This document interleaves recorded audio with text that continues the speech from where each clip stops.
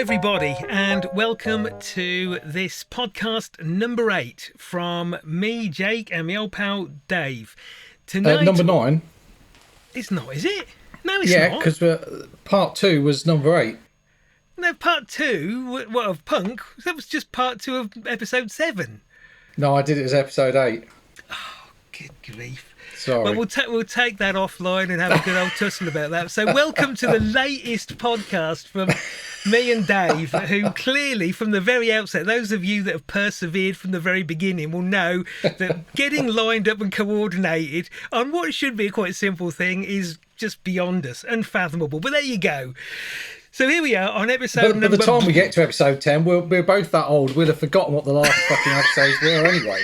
So it makes no difference. It's totally possible. Let's just do 10. So fun. So next week we're in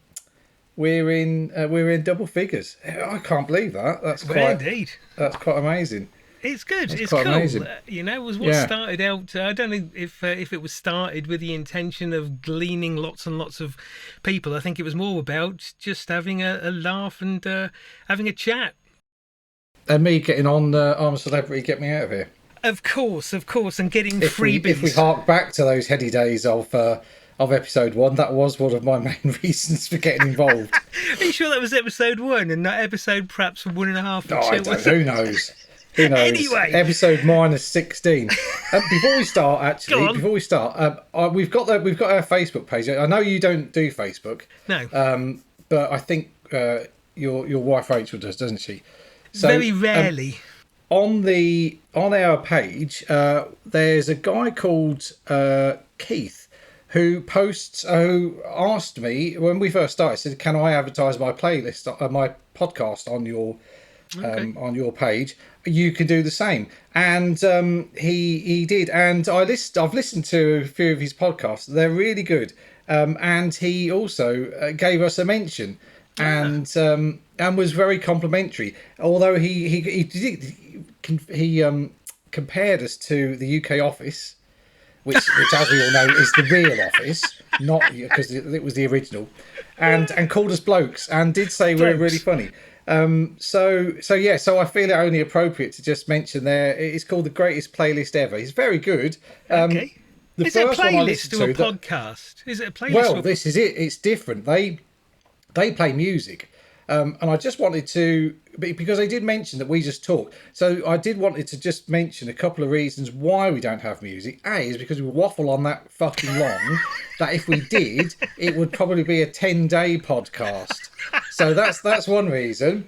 The other is that I didn't know how copyright worked on the other platforms, and I didn't want to get in trouble. So that's why we don't have any music on, although we may have a bit of music in the future, but I'll come to that when we get to it.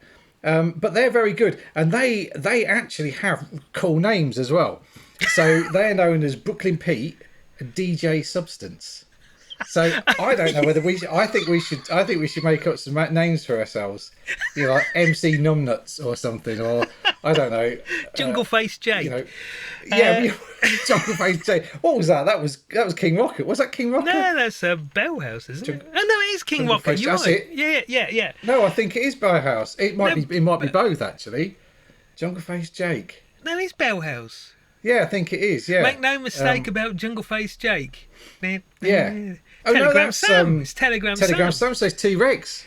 T-Rex, but I was thinking of the Bellhouse cover of it, of course. That was the first thing that leapt to mind. Yes. Oh, God. So Jungle Face Jake and MC Numbnuts. Welcome Is that what we're sticking with? To the podcast. But yes, they got a really good podcast, and it's always on our page. So I thoroughly recommend it. And the first one I listened to when they did mention this, they played Husker Du. So that's good enough. That's good enough for me. Good one. Yeah. Yes. So anyway, on to this week's topic. Yes, so back to the intro. We're about half an hour in now, but back to the intro, which is fine. Sorry about that. No, it's absolutely fine. We'll skip over any further debate about what number podcast this is. But today we're going to be talking about some of our favourite compilation albums. Compilation albums form a pretty important part certainly in the 80s of what we were listening to, because back then you could discover bands you wouldn't have come across before, whereas today, I read the other day that there are nearly 100,000 tracks uploaded to the wibbly wobbly web every day. So if you're going to discover new stuff, it's all out there, but it's just a huge morass.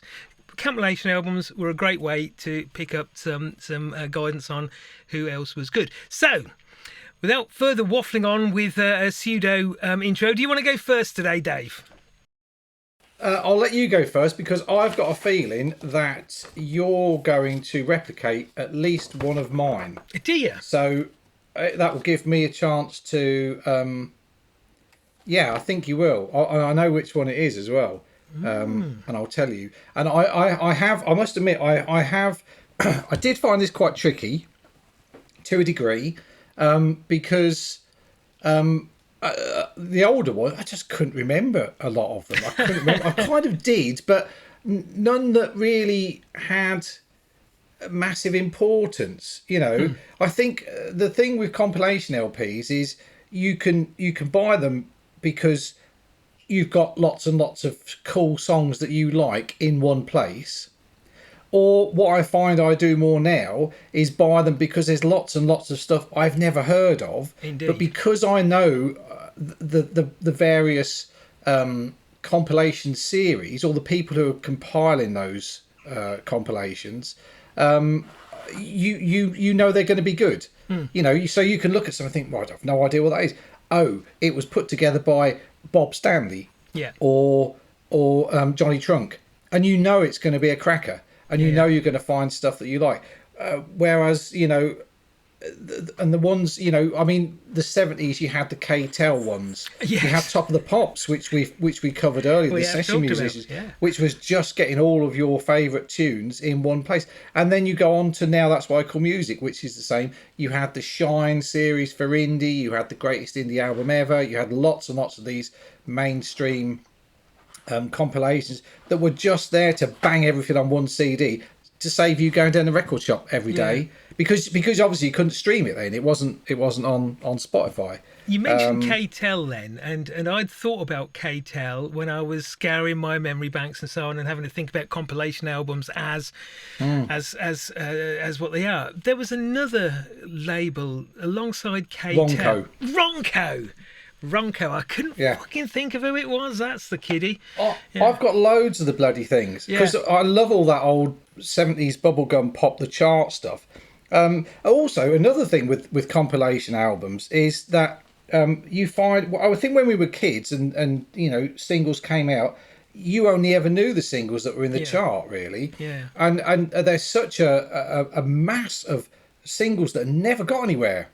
They never even probably made it onto the shelves of Keith's Records. Mm-hmm. They just came and went, and finding them. And again, that's where people like Bob Stanley come in. He has a fantastic knowledge and puts together some superb compilations. And Johnny Trunk for the more bonkers stuff that came out around that time, and the more obscure stuff.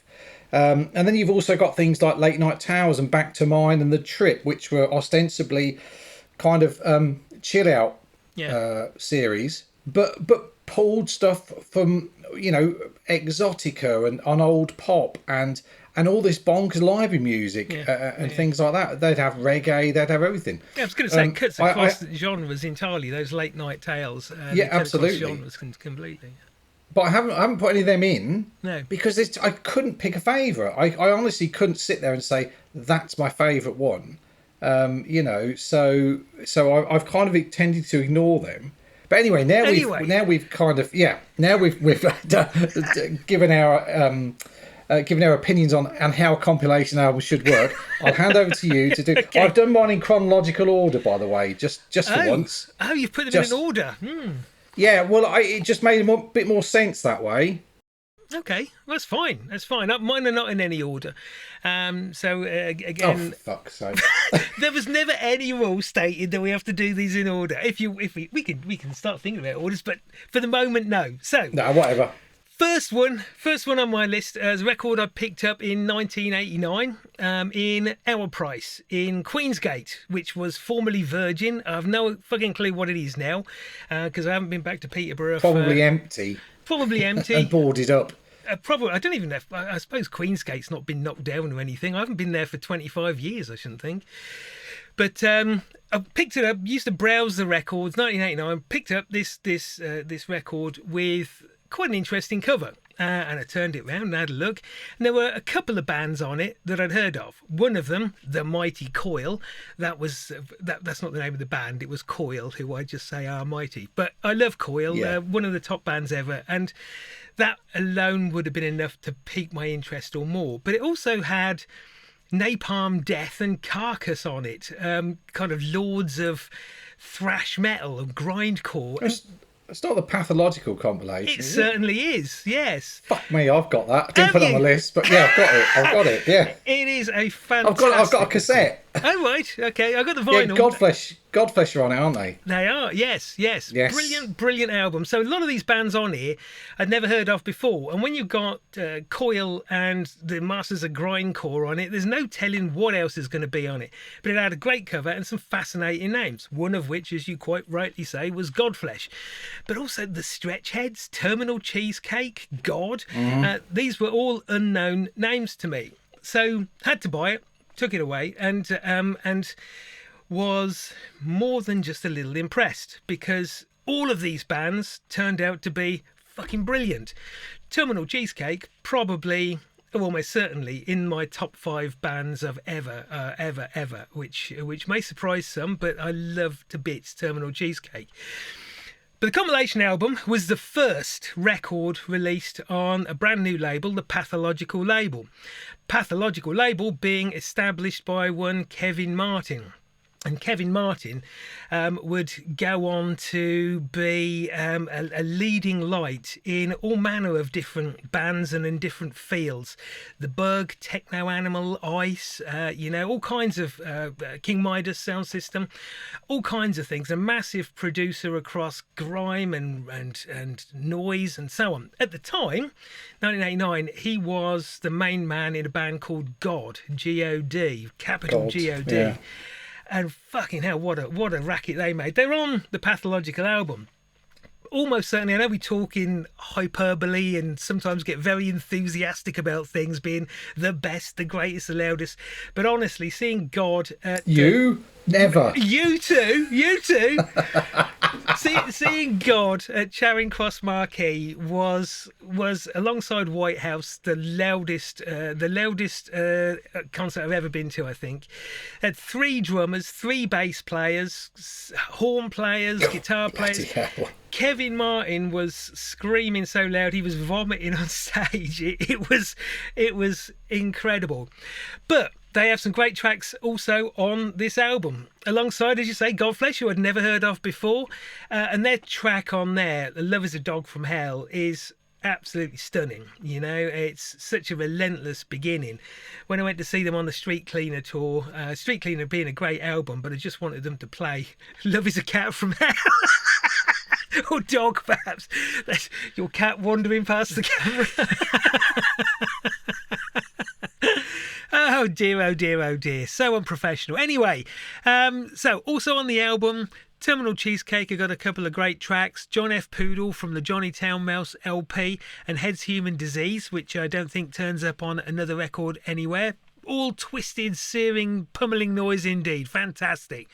And you also got a couple of tracks from the slightly unhinged Scots, the Stretch Heads.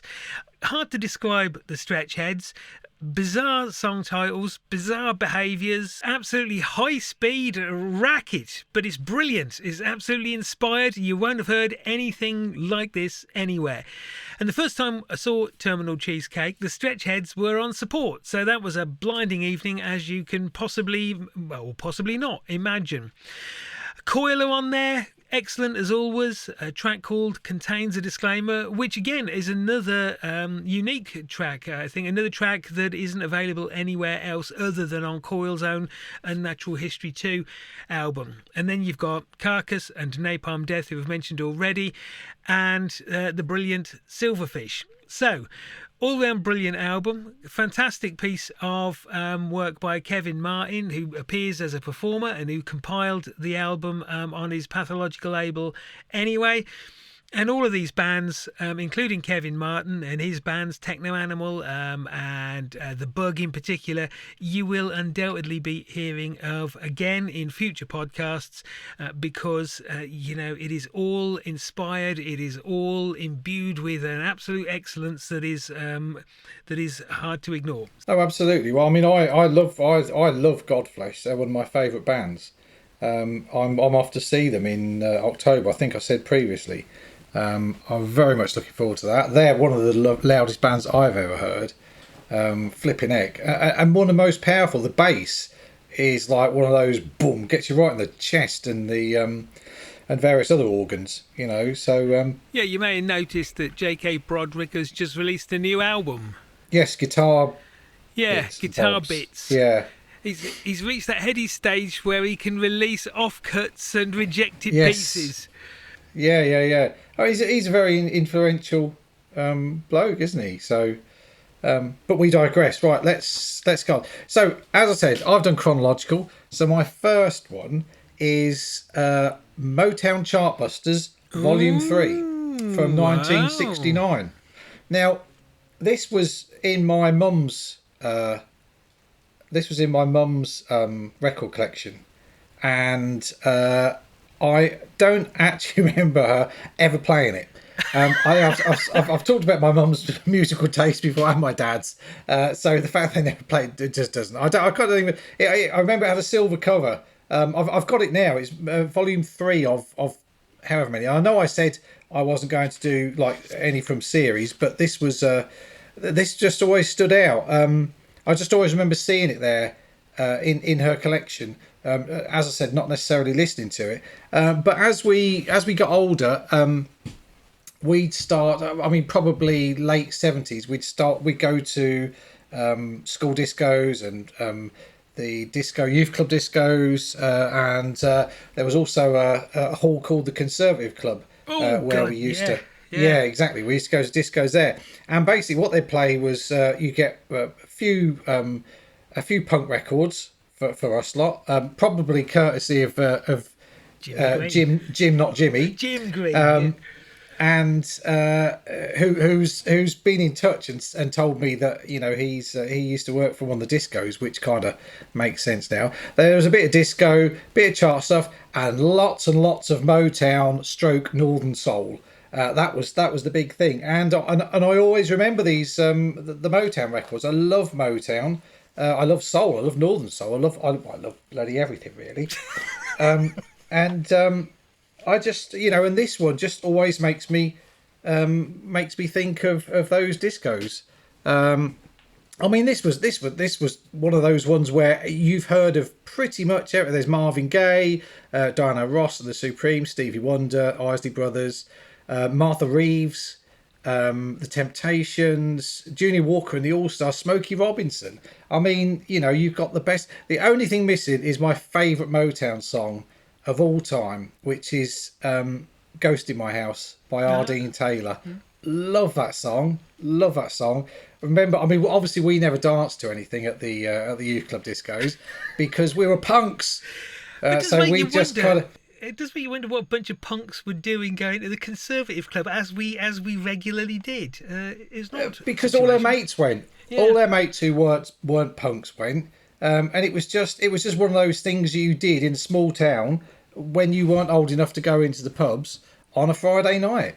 We'd go to I mean, as I said, school discos. We'd go along there dressed in like our leather jackets and our whatever we were wearing, bondage trousers or whatever. Did they have skinny cheap jeans. beer? Excuse me? Did they have cheap beer there? No, because it was all under 7. It was all under 18s. It was under 18 discos, so there was no alcohol. So yeah, but they were great fun. And like I say, you know, the Motown always reminds me of those young person discos that we used to go to. Excellent. So yes, so yeah, Motown Chartbusters Volume 3 with the silver shiny cover. Silver shiny. Just as a question which you don't have to answer live on air, as it were.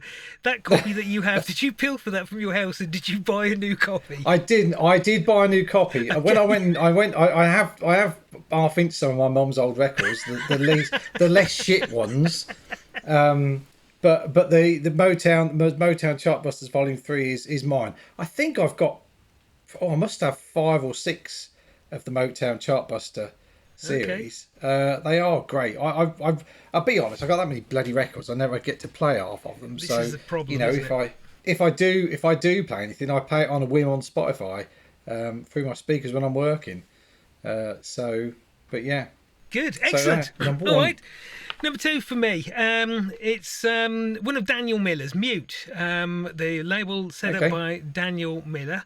I sort of play this game to see how much I can say before you guess it, because your musical knowledge is second to none that I know, and you tend to get these things.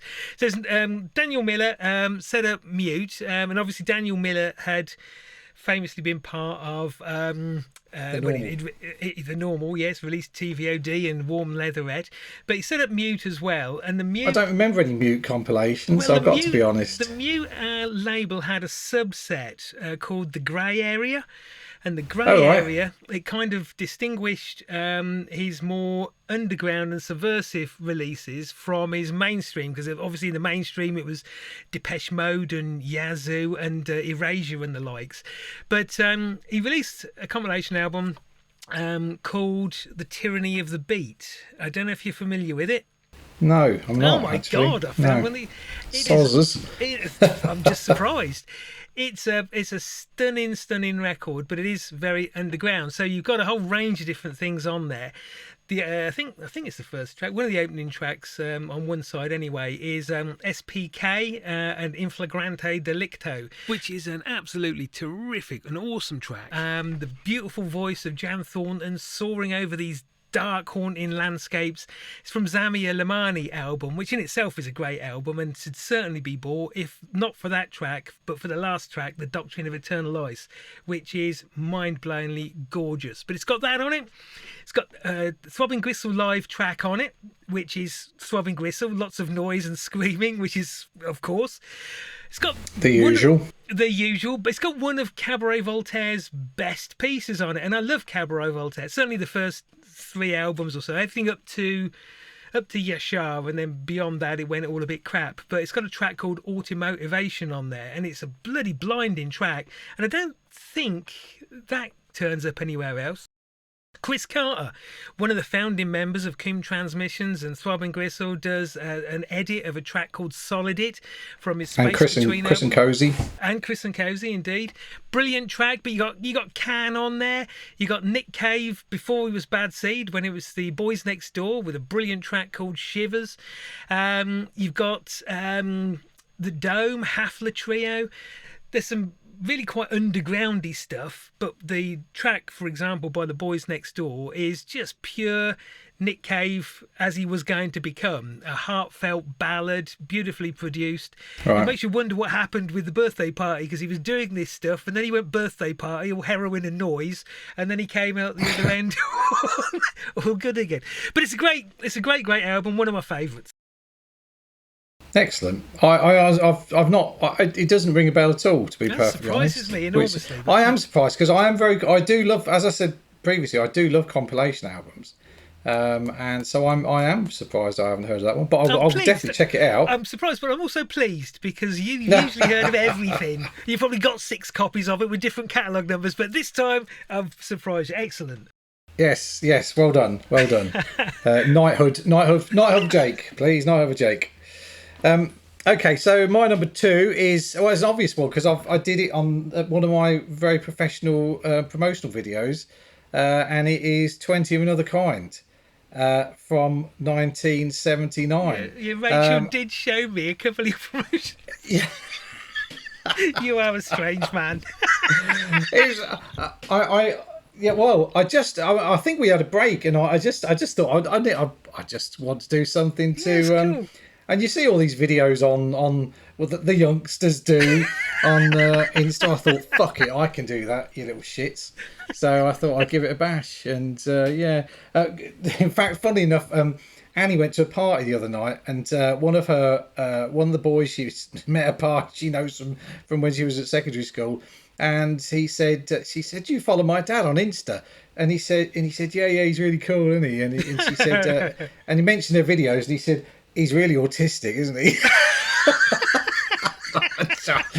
And I was like, "Fuck me!" I was trying my hardest not to be too autistic, stroke ADHD. And obviously, what I thought, yeah, I look totally professional on there, but Well, it's obviously nicely not. done. Nicely done. A little Yes. bit strange, but nicely done.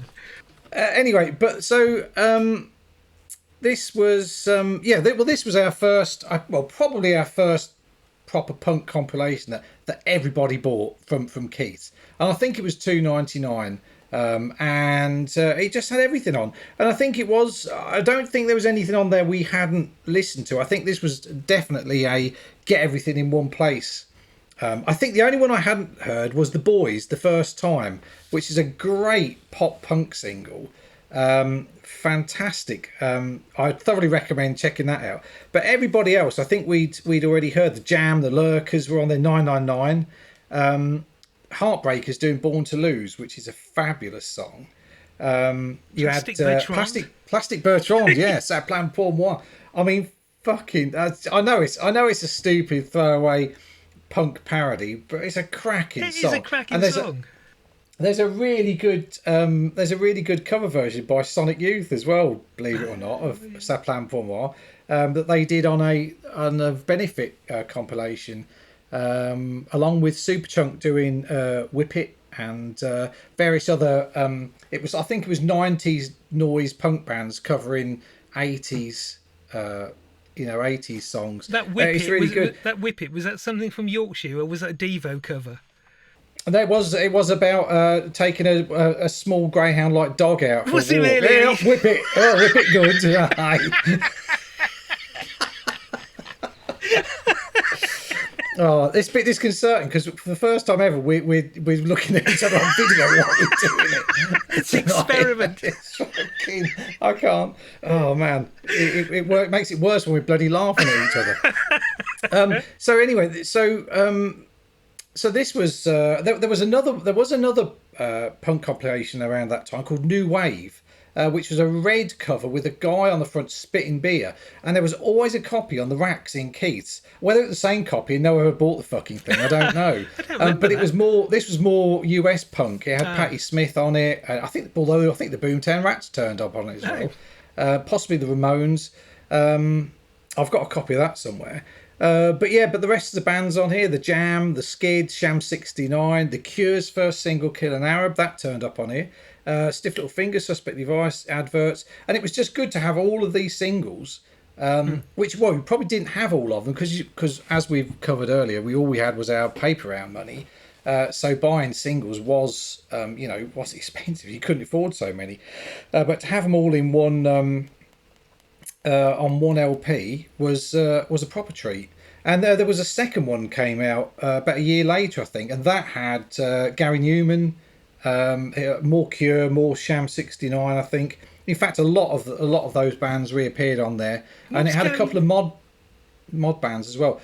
Sorry, Karen. I was just going to say, what was the Gary Newman track that sat alongside all that? Because it's an album I'm not familiar with. It might have been Two Way Army. It may well have been Down in the Park, which is probably my favourite Two Way Army song. Well, their first album and their first few singles were kind of embryonic punk. It's all guitars and synths and everything. Totally, yeah. Bombers and I mean, like that. Replicas really was just punk with the synth, wasn't it? I guess so. Yeah, just doing to it a degree. Although do it yourself with thousands of pounds worth of Moogs and so on is not quite the same. And with his Gary Newman voice, down in the park with a macron neath the machines of blue.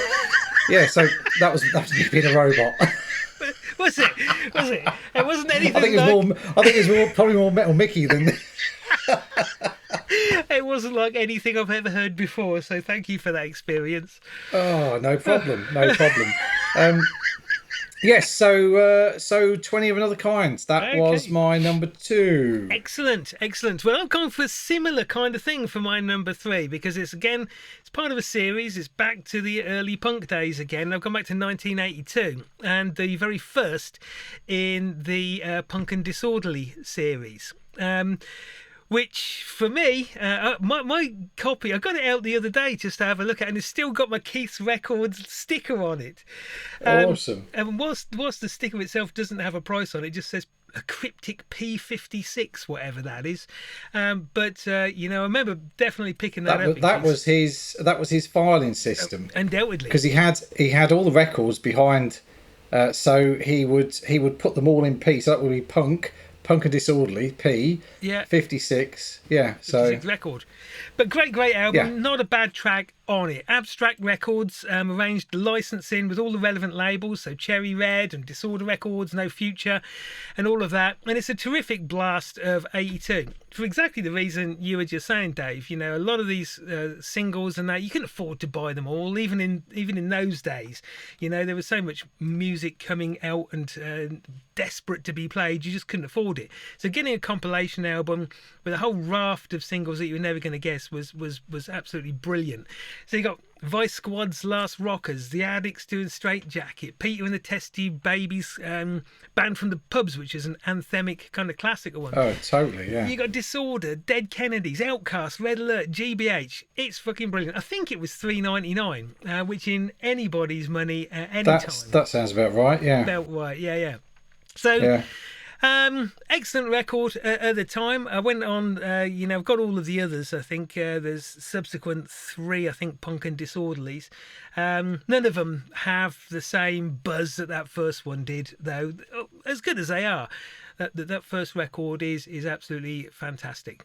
I think Theo Chalmers, totally. the person who compiled it, he compiled the other 2 as well, and he did also Burning Ambitions double album, which I've got. Oh right, I remember that. Another punk one, again a great cross section, chronologically ordered, I think, and across a double album.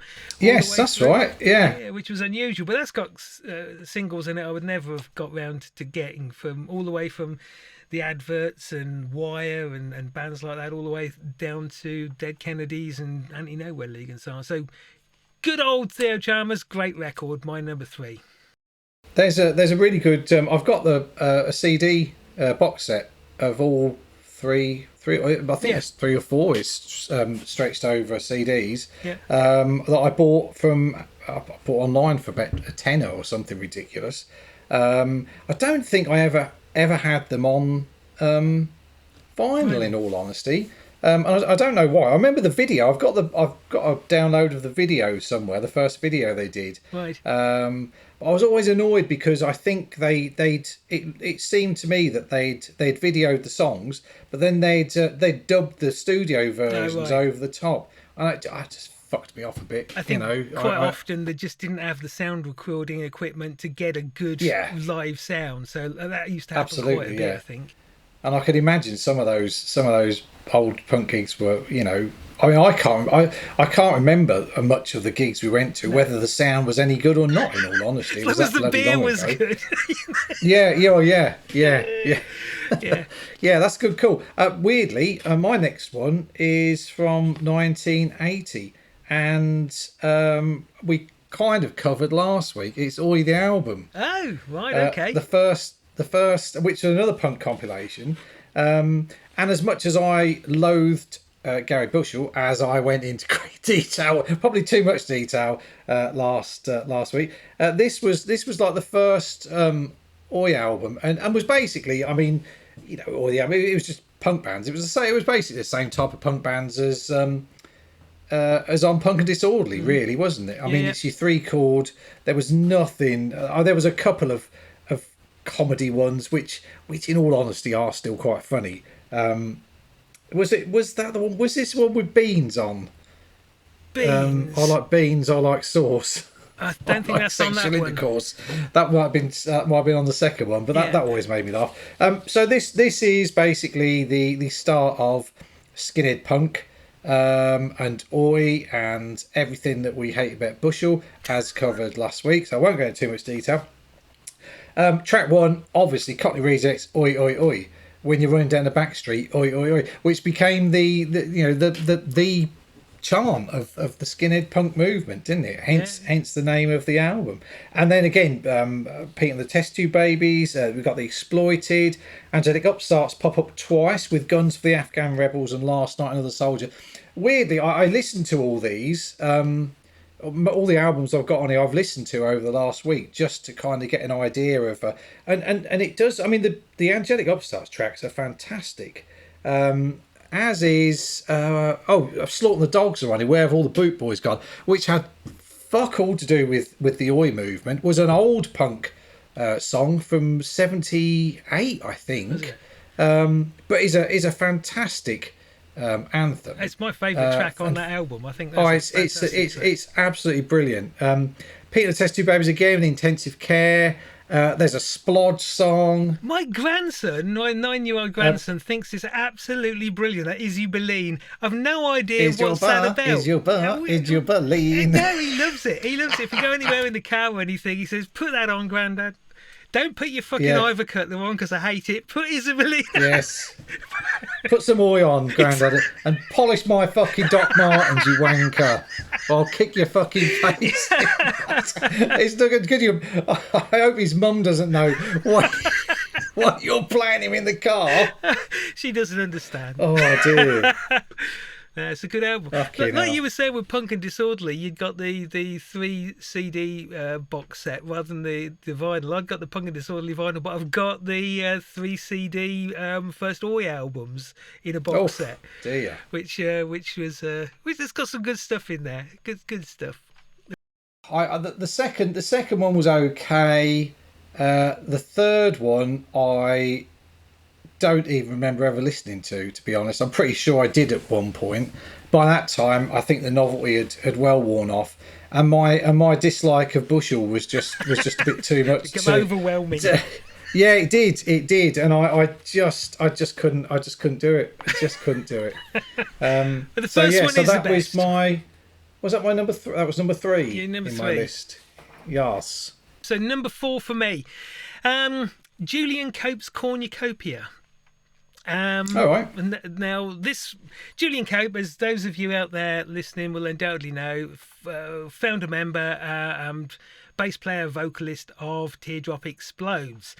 And in the year 2000, he had a 2-night kind of eccentric festival on the South Bank, kind of part of the Meltdown series or something to do. I think it was a forerunner of the Meltdown series or part of it. I can't remember. Yeah. But Julian Cope had this two-night festival thingy to celebrate the millennia, because we all know, Julian Cope is very much into all of the stones and megaliths and the mysticisms of the past and so on. Absolutely. So, this compilation album was given away free to those that attended. Excuse me. And it doesn't have any of the live recording on it, because obviously that wouldn't have been possible given the fact that it was happening at the time. But it's got tracks by some of the people who performed on the night. So you've got some by Julian Cope himself, and they are kind of got spacey kind of electronic kind of things. One of the pieces he did, one of the pieces he performed live was with Paul Sandra, and Paul Sandra went on. He had I think he had 2 slots himself over the course of the weekend. And Paul Sandra is a sometime member of Coil and a member of Spiritualized, and also records himself. So he's a great man.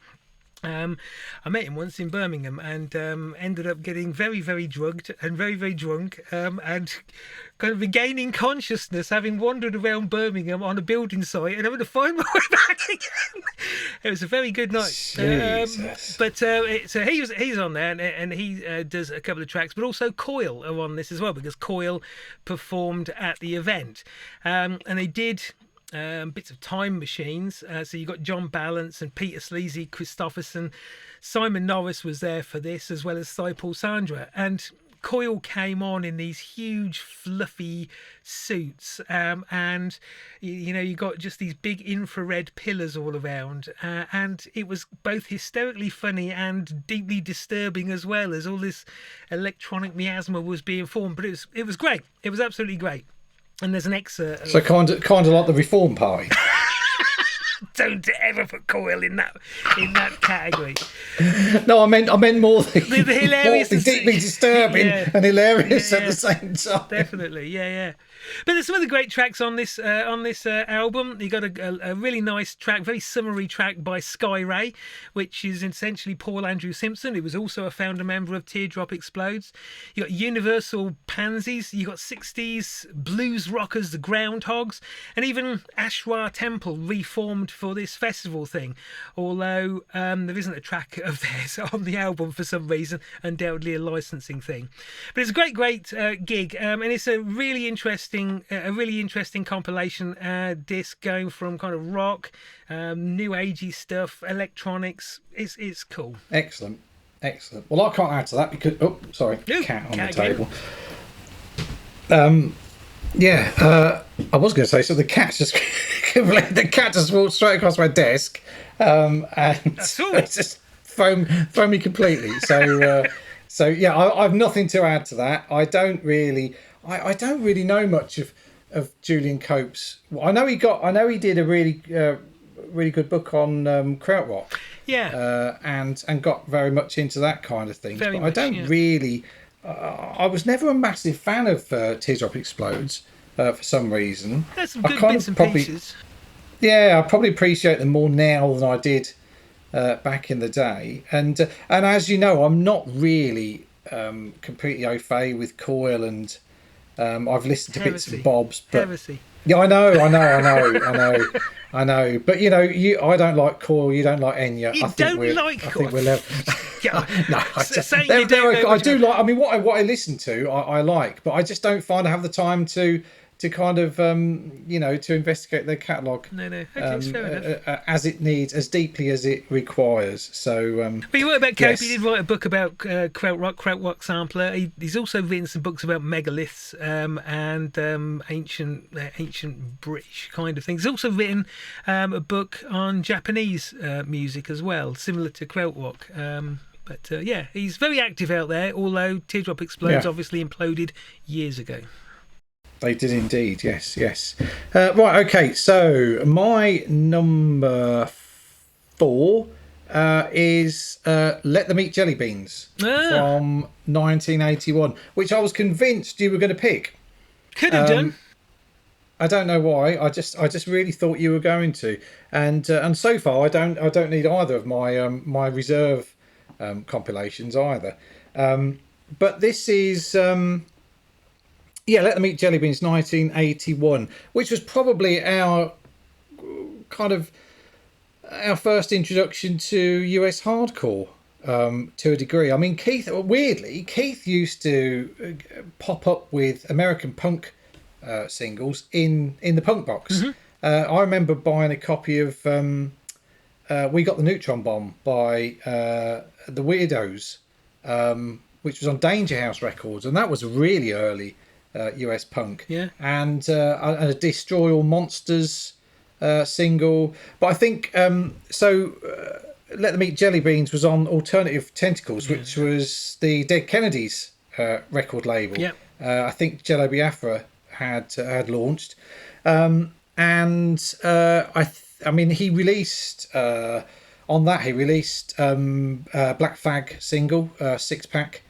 And the Farts, I'm pretty sure he released the Farts Because This Fucking World Stinks, which I'm pretty sure had Duff McKagan from Guns N' Roses in there. I think he was in the Farts. Okay. Anyway, I digress. So this was basically a compilation of everything that was going on in the US at that time in 1981.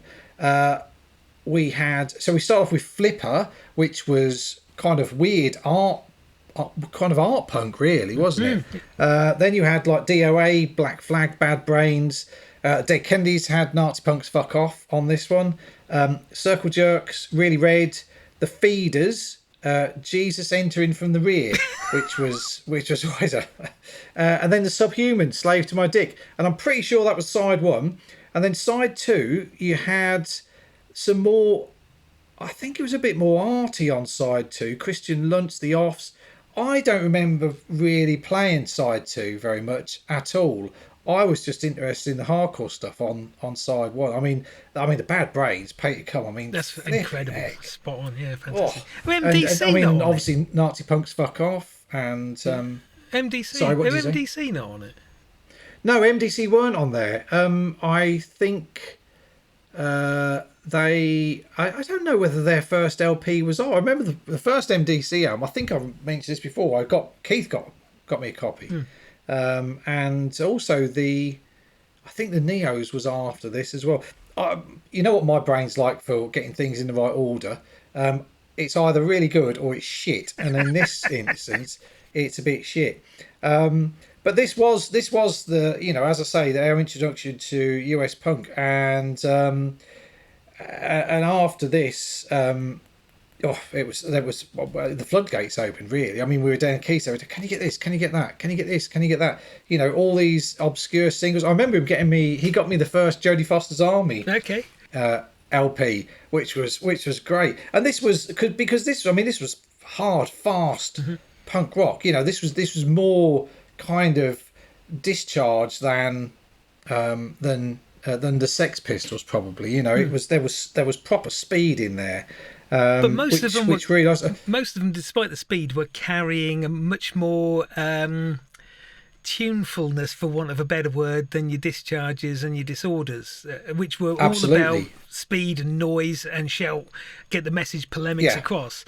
Whereas bands like on Let Them Eat Jelly Beans and the American hardcore were playing fast and loud. A lot of the political stuff in the ranting, but they got tunes you could sing along to almost. Oh, totally, yeah, totally. And great. Came with a big poster as well with information on all the bands. A really cool sleeve. I mean, it was the whole, you know, the whole thing was just fabulous. And great. And side one, fantastic. Side two, but whatever, you know.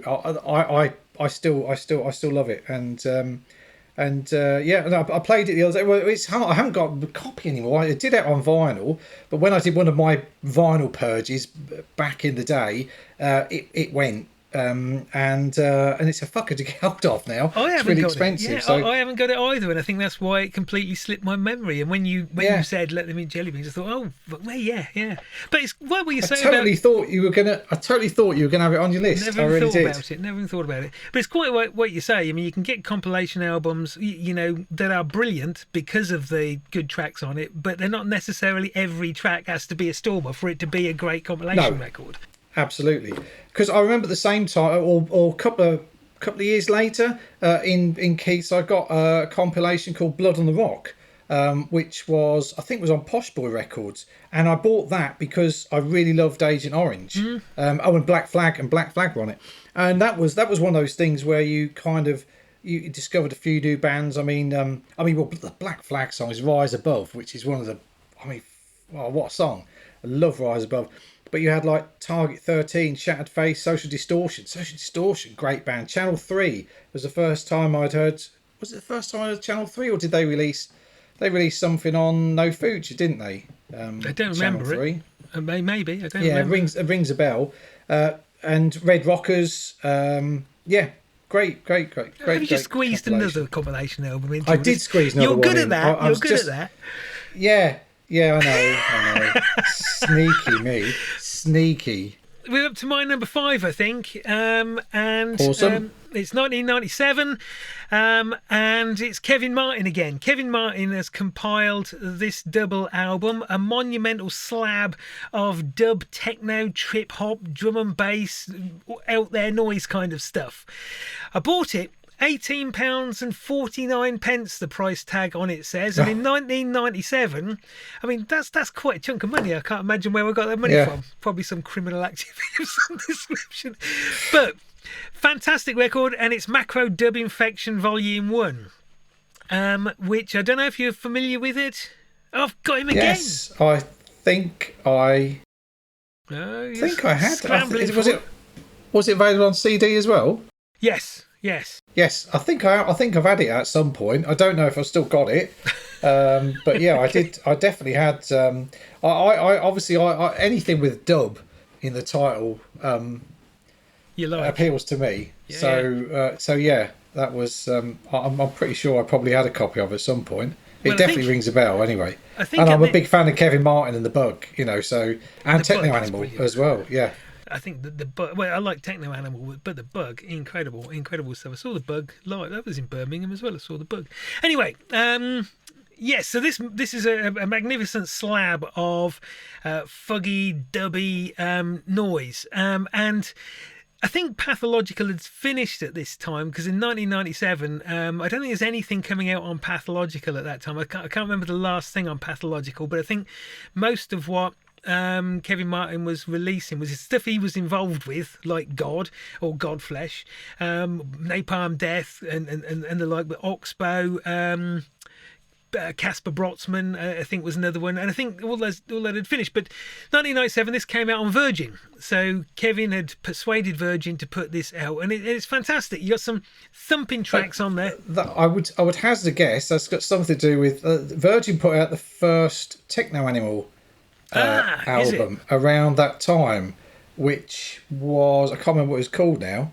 Oh God! Come on, rack those brains. I thought the first Techno Animal album was on Pathological. I think Re-Entry. Yeah. That was released on a. That was on a Virgin. It was on either on Virgin or it was on an offshoot of Virgin, because I bought it. I remember buying it. I had the CD, and it's fantastic. It's a really, really good album. I love it. In fact, they re-released it recently as a 3 LP set. Well, it was probably a couple of years ago now. Right. They've re-released a couple on Relapse Records, and I've got them. Yes, very good. They are very good for turning my subwoofer on and making things rattle in the front room and scaring the cats. Obviously. As a lot of Kevin Martin was very much about scaring people. I think he did some stuff with More Mother recently as well, which is kind of like his equivalent of from female perspective. Yeah. But all unsettling, and physically moving stuff. As was a lot of this album. So you got great tracks on there from people like Spring Heel Jack, Omni Trio, Bandulu, Golden Palominos. But the standout tracks for me, Morocco by Bud Alzia. And Bud Alzia are essentially an offshoot from the remnants of the incredible Terminal Cheesecake. So singer Gary Boniface is playing bass, percussion, organs and so on. He's ex-Terminal Cheesecake. And it's a fantastic track. I did have a look to see whether it was on Spotify to put on the playlist, but sadly it isn't. I don't think there's anything of Bud Alzia on there. And I think Bud Alzia was quite short-lived. I remember seeing them in London and I got so stoned I was ill, very, very ill. So fundamentally, what we're garnering from this is that for a long time you just went out to see bands, got fucked off your tits, fell down deep crevasses, and climbed up cranes, sadly, and jumped off of tall buildings, and all that kind of malarkey. Sadly, I've been to see bands and artists who I really wanted to see, and I've not seen a second of it. I've been down there and not seen any of it, but there you go. So such is life. But Bud Alzia, fantastic track. It's also got a track on there by Earthling called Nothingness, which is something that Jeff Barrow from Portishead does some of his first scratching on it, the Bristol unit, and again it's fantastic. And Earthling's first album, Radar, is a gritty, dirty, very, very delightful slab of Did you notice how I held back from making an eczema joke when you talked about Jeff Barrow scratching? I just the fucking willpower that took. Good. It was the good. Willpower. I mean, I can't even tell you. I've broken into a sweat. You should have done. I mean, that's what you're known for. You are the funniest one. Even though I came out with the whippet as a Yorkshire thing. But anyway, I'm trying. But Macro Dub Infection Volume 1. I've not got Volume 2. I don't think I've ever heard Volume 2, but Volume 1 is a terrific album. Again, not every track is a stormer, but across the double album, there's certainly enough on there to make it well worth it. Super. It's even got Coil on it. Coil on it. No way. Who fucking saw that coming? I mean, colour me shocked. Colour me shocked. They do turn up in some unusual places alongside kind of grindcore and heavy dub, and they're not either of those things really, but they just seem to be such one of those seminal bands that if you're building a compilation album, it's got to have Coil on it, Yeah. I'm sure they've popped up on a few now. That's what I call musics as well. Over disguised. Yes. Yeah, there you go. Rock Astley, Kylie Minogue, Coil. Oh, I didn't know they were on there. Split albums, I can see them coming. So there you go. That's my number 5. Okay, my next one is Greensleeve Sampler from 1987. And this, believe it or not, was the first reggae sampler. In fact, the first reggae, it was a cassette. One of the first reggae records I actually bought, and it was around 87 because I think it was because it was a sampler. I think it was really cheap, so I think the tape was like $1.99, and I can remember buying it I bought it from Our Price in Cambridge. And as we've covered previously, I love reggae. We were all kind of exposed to it in the 70s because of John Peel, listening to John Peel for the punk songs and that, and he'd always play lots of reggae, the punk, lots of punk bands were kind of heavily reggae influenced, but I never really bought anything until I was going out with a girl called Sue, and we kind of shared a flat for a little while, and she had a couple of Third World LPs, and we'd sit there overnight, have a big spliff, and listen to some reggae. And I went out and bought this, and it's cracking. I still play it now. I have to be honest, a lot of the stuff on it is like very 80s reggae, so it is quite poppy, and my love is for more the 70s roots and especially dub reggae. But at the time, this properly floated my boat. You got. I mean, if you got some classic reggae performers on it, Dennis Brown, Gregory Isaacs is on it, Burning Spear, the Wailing Souls, Eka Mouse, the Mighty Diamonds, Augustus Pablo is on here, Clint Eastwood and General Saint. My favourite song on the album, Black Uhuru, I Love King Selassie, which is a cracking reggae song.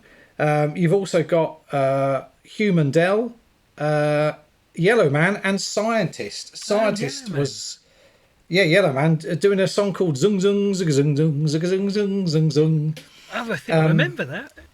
Yeah, and it's a properly good reggae compilation. If you're a fan of reggae, even if you're a casual fan of reggae, it's a really good introduction because it has got a bit of everything on it. You've got Human Dell was more kind of roots.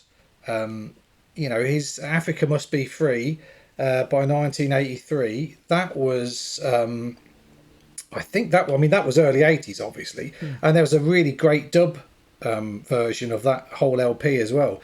Scientist, one of the great producers, dub producers.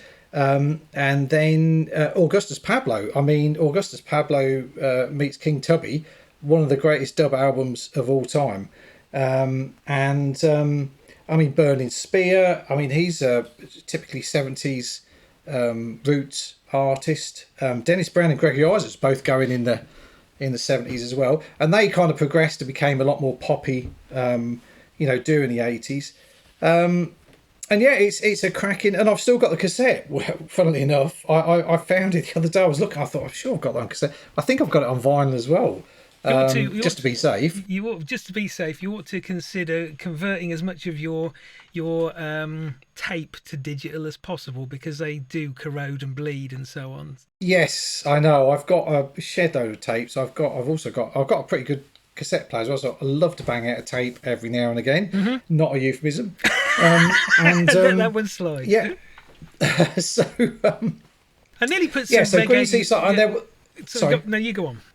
I was just going to say there were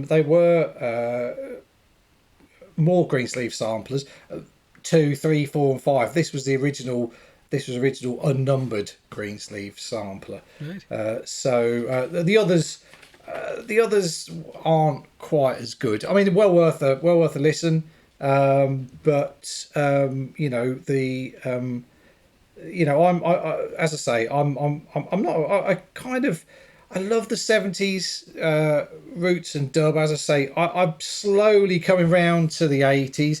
There's some pretty good modern dub around Definitely, at the moment as well. But yeah, 80s. I mean, dancehall. I never really was a fan of. I like some of it. I don't like a lot of it. I'm a bit old school when it comes to reggae.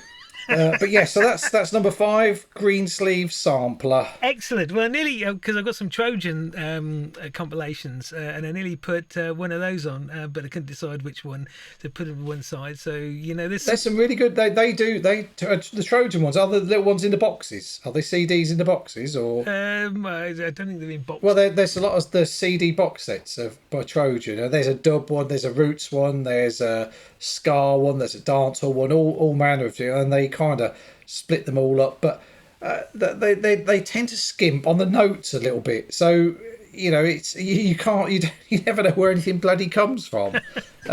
So and with dub, I love dub, but I'm terrible at remembering one bloody song from another. I don't know what it is about reggae. I do have a terrible reggae memory. I've probably got about 300 or 400 reggae LPs, and a big pile of bloody CDs as well. But I've always just had trouble kind of, I could probably tell you which is a Lee Perry composition. I could probably tell you a King Tubby, but a lot of stuff in the middle, I'm like, whoa, no idea. It's a lot to cram into that tiny head, indeed. Yes, it is. It is. And my old knackered brain. Indeed. Okay, good choice though. My number 6. When you mentioned that you got a compilation record with 100 tracks on it, I was wondering, this surely can't be the one that we cross over on. I'd be absolutely amazed if it is, because my number 6 does have exactly 100 tracks on it by 100 artists. It has 50 on each side, and it is a 7-inch single.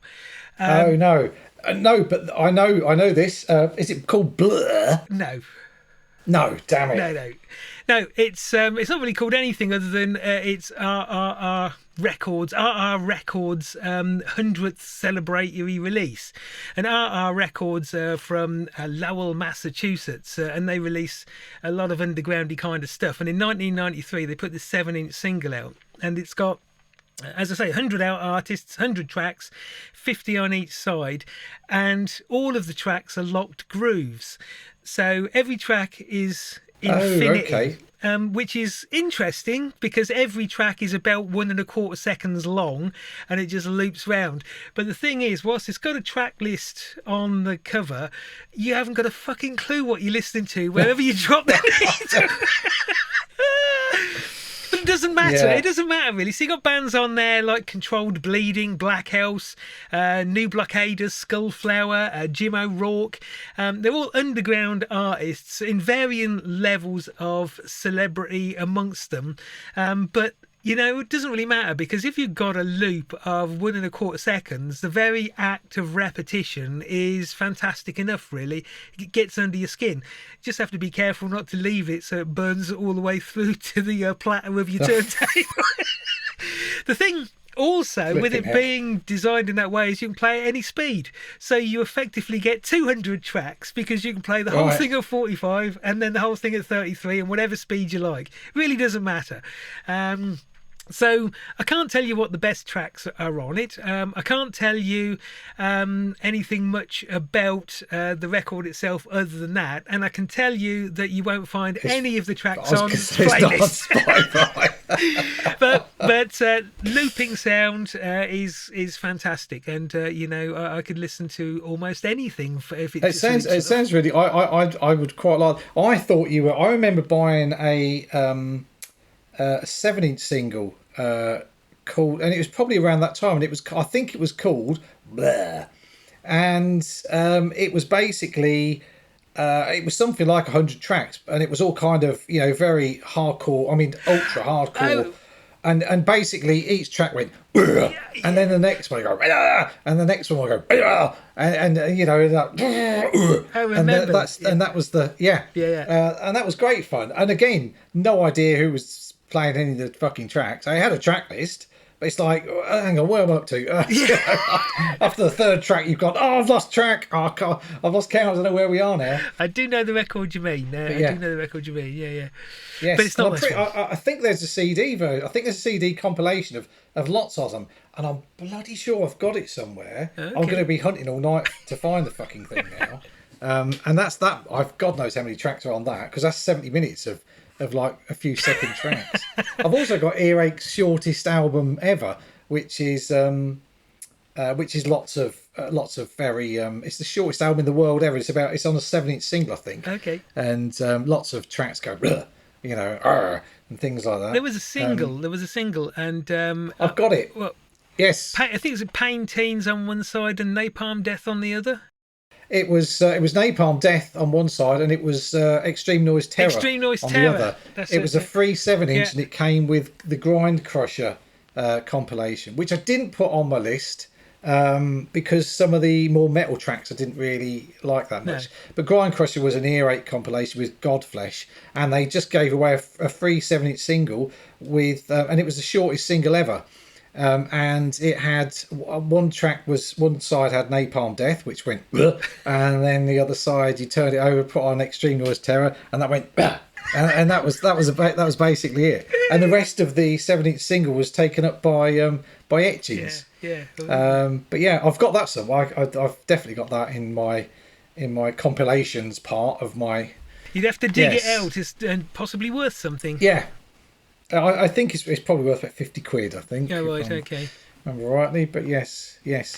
Okay. So there you go. So that was that your? That was are you finished 6 with that one? Sorry. Yeah, I haven't got a great deal to say. I can tell you a bit about some of the bands, but a lot of them I don't know. Skullflower, I saw live in Northampton, and a friend of mine, a friend of ours, Rat, set the fire extinguishers off in the gig, so we had to evacuate.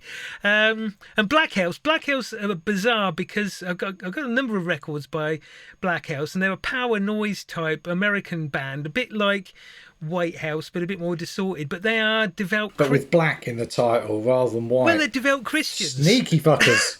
Sneaky. They're devout Christians. So whereas Bennett and White House are screaming about all kinds of sodomy and buggery and rape and so on, Black House are hope like a candle. Jesus is God, and that kind of stuff. Which against that backdrop, or against any backdrop of noise, is quite incongruous, but they're very good. I quite like the noise they make. I've got a couple of their albums, Pro Life and Hope. So kind of like a power violence Striper.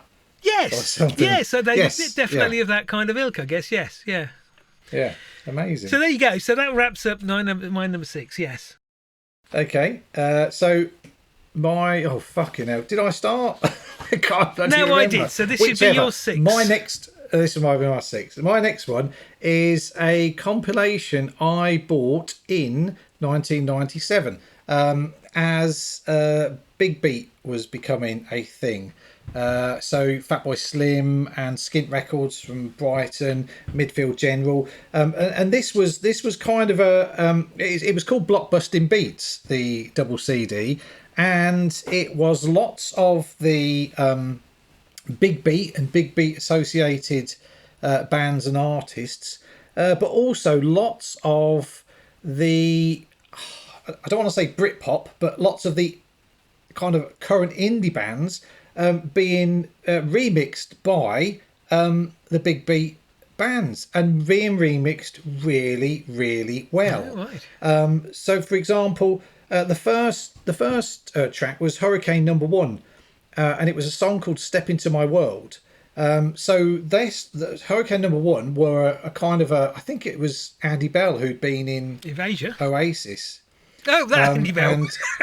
And right, no, not that one. He'd been in Riot as well. And this was his new, I'm pretty sure it was his new guitar band. And they were remixed by, it's called the Perfecto Mix. And it's superb. As a starting track, and to give you an idea of what's going on, you start off with this kind of twangy indie rock guitar, and then it just goes all over the fucking shop. It's fantastic. Okay. Closely followed by a midfield general mix of Echo Belly. And then you go into some of the big beat kind of dance music. You've got Low Fidelity All Stars, Crustacean, and then Moby with the Crystal Method mix of one of his songs, Baby. And then you've got Fatboy Slim, Chemical Brothers, of course, who I absolutely adore. You've got Sneak Pimps doing Six Underground, the Perfecto vocal and dub mix, which is a cracker. And then you've got Primal Scream mix of Chemical Brothers. Chemical Brothers remix of Primal Scream. Midfield General, David Holmes is on there. It's packed. I'm just looking at the track list now, and it's just banger after banger. You've got like people like Cast, who are your archetypal Britpop band being remixed by Head Drillers.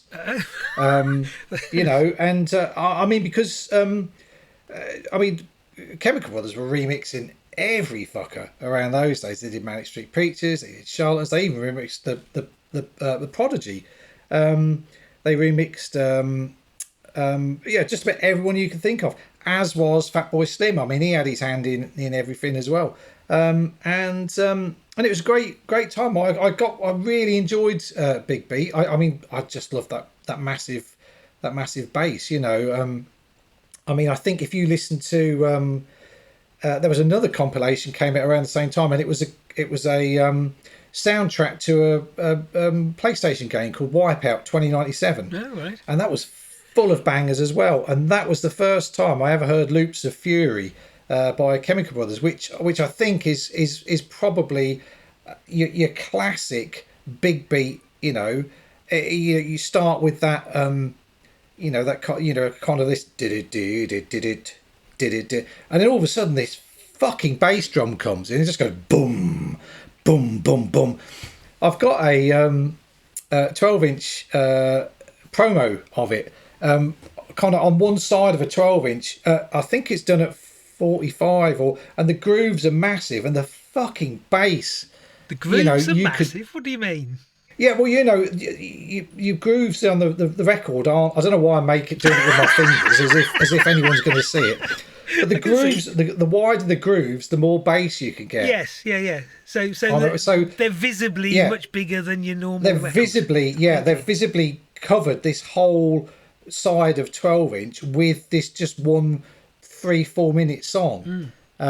So it just sounds absolutely immense, floor-shakingly immense.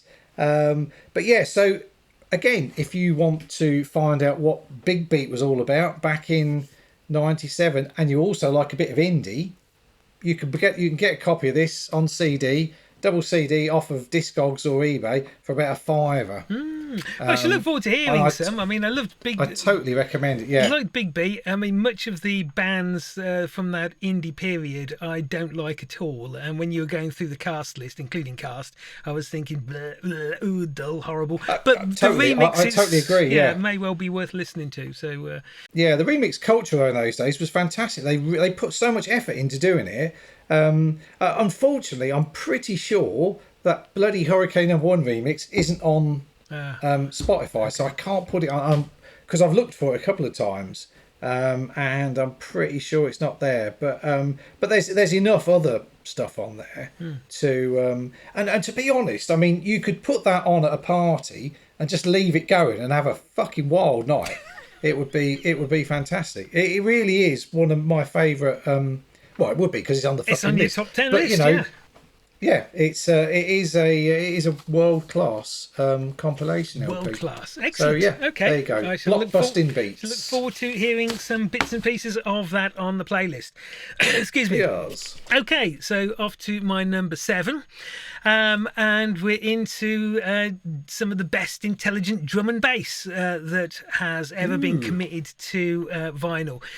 LTJ Bookham, who is a producer who has released a number of different series of records. So he's done the producer series, the progression sessions, which is a whole series of records, and the Earth series. And the Earth series, I've got quite a lot of the progression and Earth series. The Earth series ones are the best, and Volume 2, I think, is my favourite of all. I think it's absolutely brilliant. It's very crisp, and it includes not only a track by LTJ Bookham itself, but also you've got Roller Cone, you've got DJ Crystal, Blue Marten, a whole raft of different similarly minded people who are doing essentially electronic music. I think the highlights on the track for me, LTJ Bookham's track Cosmic Interlude, which is crystalline with really upfront percussion, very simple electronics and very sparse, but really, really effective. The whole album kind of makes me think of driving through a city at night for some reason. I think it's kind of got that feel, that kind of pre-club, pre-party kind of feel. Well, this is your cat's ass. See, this is one of the disadvantages of doing this over video. It's the fucking cat that flashes its arse to you just when you're in mid-throw, and I bet that's put you off completely now, hasn't it? I'm going to get some puppets to start putting. Yeah. Yeah, it's not really put me off because there's not an awful lot I can say. I don't know an awful lot about LTJ Bookham, and there's not a lot I can say. Do you think LTJ are his real initial? Do you think his name's Lionel Terence Jehoshaphat Bookham? I don't know about the LTJ, but like I know that the name Bookham was taken from the famous catchphrase in Hawaii 5-0. Hawaii 5-0. There you go. No way. It is. Fuck yeah. off, was Yeah. it? Yeah. Oh, wow. I was taking the piss. I thought you were going to say something kind of deep and meaningful. I didn't realise you were going to say Hawaii 5-0. Bookham Dano.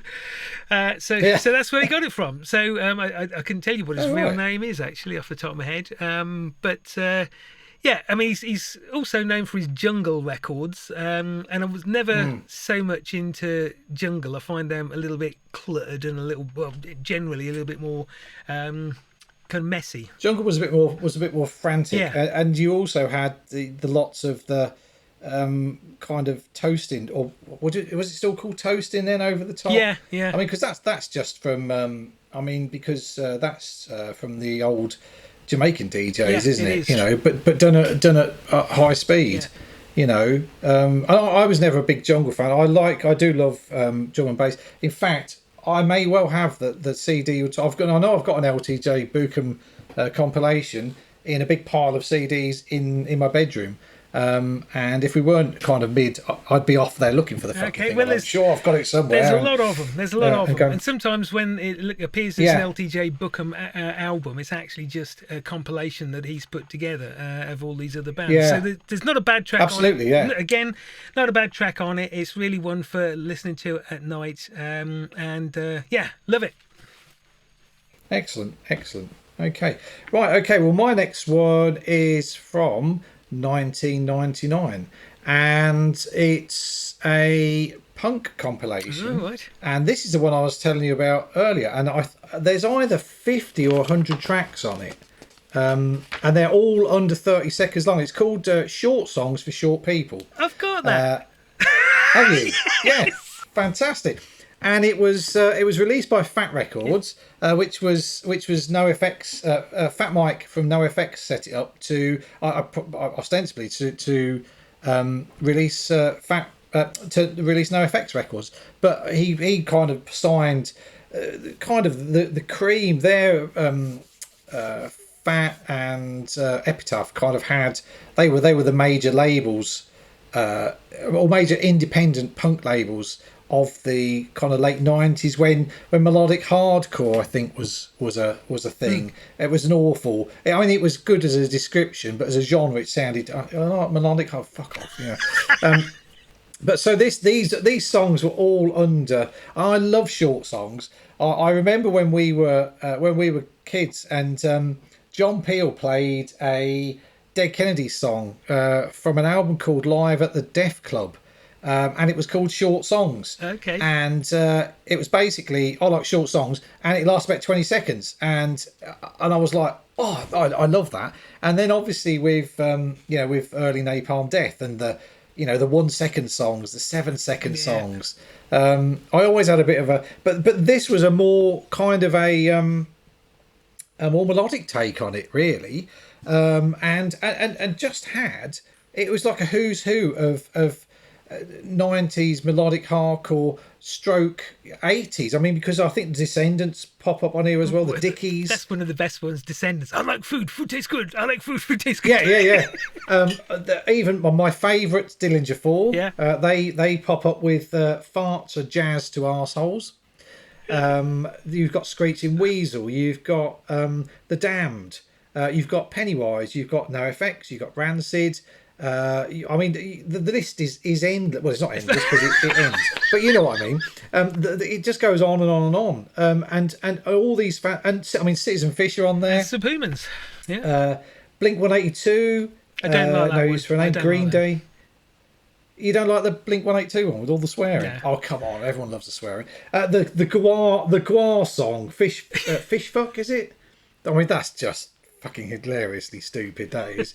The Lunatics are on. You could just go out on Snuff, obviously, who are another one of my favourites. There's a Black Flag song, closely followed by a White Flag song, obviously done. Super Subhumans are on here as well. I just said that because you mentioned Citizen Fish, which is what. Oh, did you? Yeah. Oh, sorry, I didn't hear that. I was too busy reading the list because there's so many. I never remember all of them. 101. But yeah, it's fantastic. All these songs, all under 30 seconds. There's some really funny ones on here. There's some really sweary ones on here. There's some cracking tunes on there. Yeah. And NoFX were. I mean, I was a big NoFX fan.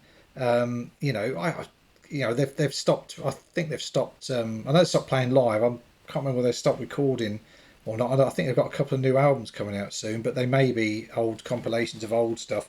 And Fat Records put out some cracking stuff. They put out Snuff. Snuff signed to them. They put out some Snuff albums. I think they did. Did they put out the Dog Piss album? That was Snuff related.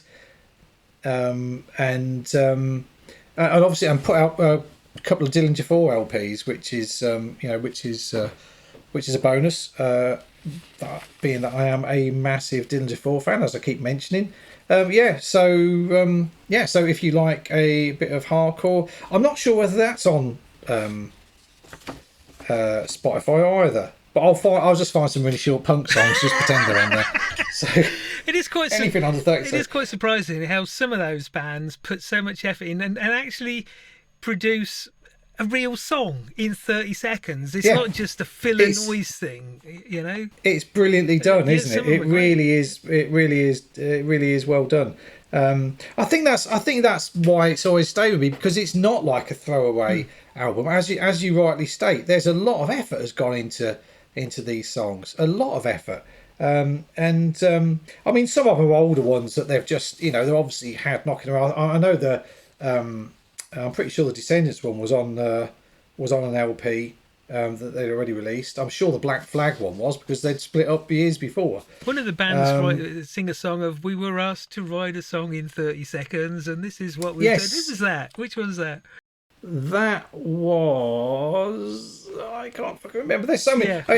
Normally, if you were reading through, you go, "Oh, it's that one." But I've got 2 fucking pages of them. So is that typed? He did. Typed it was pages by the look of it. I printed them out. I put all the I copied and pasted the track lists because I thought there's no fucking way I'm going to remember what's what. And you know how terrible my fucking ADHD goes bonkers, and I go off on tangents. I stop sentences halfway through, and so I try and write things down. And normally you can see this, no one else can. That is the entire writing bit that I've done. You got tracked which times is like as well. Yeah, so you just copied and pasted. So you got the that's because I copied and pasted. I copied and pasted all that. Yeah. But yeah, so that was 1999. That was Short Songs for Short People, and that was my number 6, I think. Personally, being a relatively short person, I'm very pleased to have an album that's made for me. You shouldn't be listening to it because you're tall. So anyway, we're gonna have to. That's a bit sizist. You know, it's right out there. You know, this is for short people. It's there in the title. I'm gonna have to write a protest poem about that. About you being sizist to me. You have long tracks for long people and short tracks for short people, and then you can have an album with like long tracks for long people. That's just a fucking Pink Floyd LP, isn't it? Let's face it. That's going back to that old territory, that old battlefield. Okay, my number 8 then is a compilation album, another double album. This one compiled in 1997 by one Mr. David Toop. You may or may not have heard of Mr. David Toop, but he's a very fascinating sort of chap. He's currently. I think he's is he a chap or is he a bloke? He's probably a chap because he is a emeritus professor of audio culture and improvisation at the London College of Communication. So he's very much at that end of the spectrum. However, he was also one of the Flying Lizards, who clearly had chart successes with various strange electronic musics back in the early 90s. So. Yes, and did a really good dub album, didn't they? Did they? I think they did, yeah, and I can't remember what it's called. See, there I go. I've said it out loud. I can't fucking remember a thing about it, but I know they did a dub album that's really good. You carry on talking. And you can look for Google. Okay, so in 1997, David Toop released this double album, Guitars on Mars. It's on Virgin, and it is a quite fascinating and truly eclectic double album of guitar-oriented music of various sorts. It's got everybody on it from Sonic Youth's Lee Ronaldo through to Italian composer Ennio Morricone. 60s vanguards of US punk MC5 alongside surfed as the Beach Boys, rock guitar legend Jimi Hendrix. What are you showing me? You're showing me on your phone you've Googled something? For the secret dub life of the Flying Lizards. Oh, right, okay. Yes, it's very good, very good. I've actually got another compilation album called Ancient Lights from the Black Core, which I don't think he compiled. So you're sneakily sticking in the second fucking LP now as well. Well, I am just to cover the David Toop thing. So Ancient Lights from the Black Core. It's got 3 tracks by Seafeel on it. It's got a track by Scorn. I love Seafeel. Yeah, it's got 3 tracks on it. It's got Scorn on it. I love Scorn as well. But what's that one called? Well, the album. Yeah. Ancient Lights from the Black Core. I'm writing that one down because that sounds right up my street. It's very interesting, but it's interesting as much for anything else that David Toop has a track on it, and the track, it's quite a long track I think, is a field recording of the Yanomami tribes people doing I think a healing ceremony. So it is simply a chunk of field recording from Yanomami tribes people. But that's another album. So this one, as I say, it's got a whole load of different peoples on it from different ends of the rock hierarchy. Highlights for me, it's got Link Wray's 1958 Rumble on it, which clearly everybody's familiar with. I think it's been in numerous films. A track that was actually banned in America for fear it would incite teenage violence. How times have changed.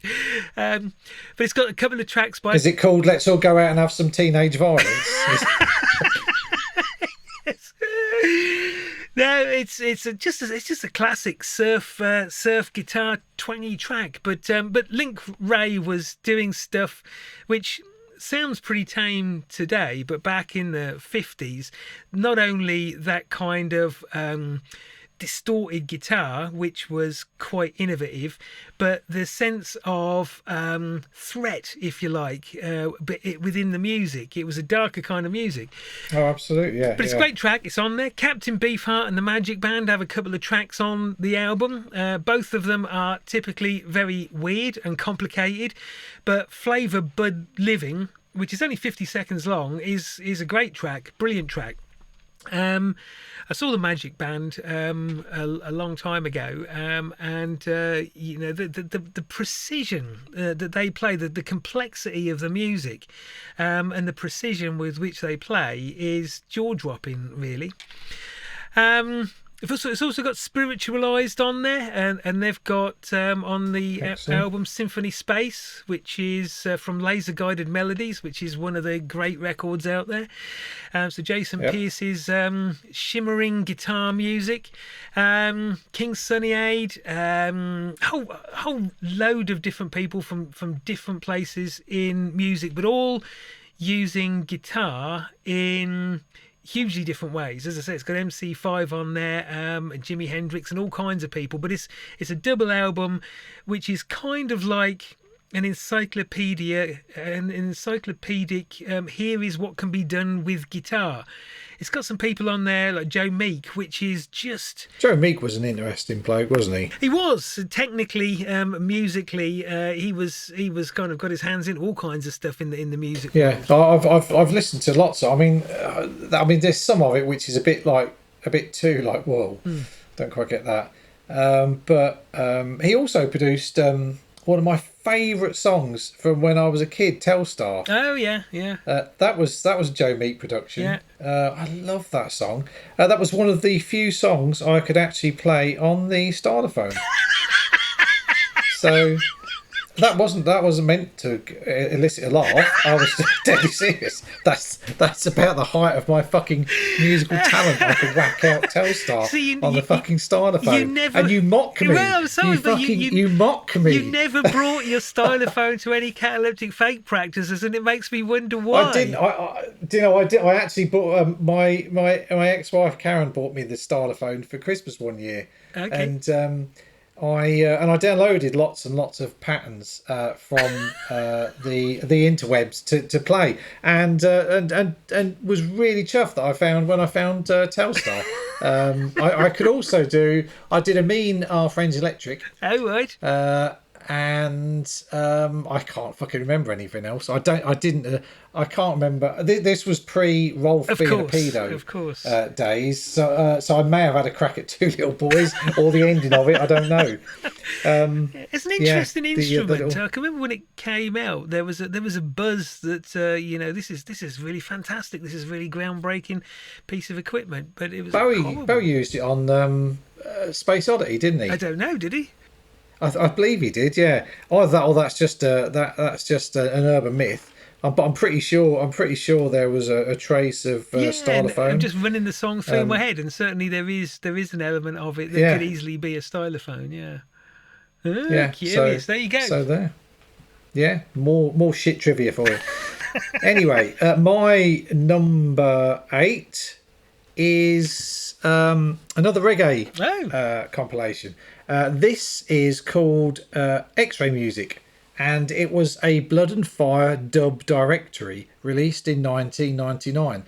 So Blood and Fire was a label started by I think a bloke called Steve Barrow, and they reissued. They started reissuing lots and lots of old out of print dub albums and roots and DJ albums from the 70s that were really hard to get hold of. I mean, original reggae records are a pig to get hold of, and very, very expensive as well.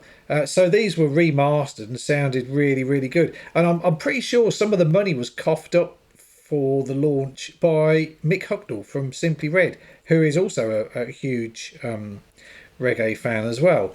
Probably the only good thing about him, but yeah, he's playing in Nottingham. He's a big. Is he? Apparently so. Oh, we'll go along and see him. And just say, are you a big reggae fan, Mick? And he'll go, that's right, yeah. Will he? Whatever. Is that exactly? That is exactly how he talks, Simon. He's like, "Here's my Manchester, I like, yeah, I like, you can have, I like a bit of reggae." He's yeah. So anyway, this and so this was a sampler of some of the few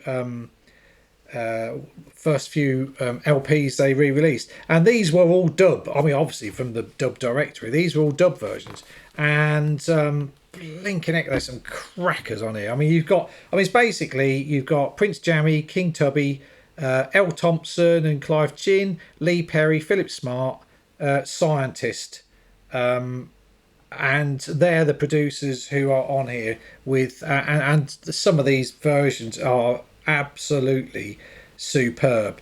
And the reason I always remember this is because it came out, as I said, in '99, and I was working part-time in a pub in the village I was living in at the time, and they had a 6-disc CD changer, and we were allowed to play our own CDs. So I used to work a lot of Saturday lunchtimes.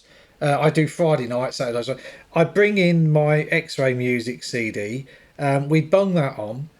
We'd stick in both CDs of the greatest punk album of all time ever, or something I think it was called, and then a couple of now that's what I call musics. So all these people would be coming in, having Saturday lunch, having a pint, and you'd go from something like the Spice Girls to this fucking proper deep bassy King Tubby dub version, to the Skids or the Sex Pistols, and then a bit of Rick Astley, and we just had this ridiculous playlist would be going on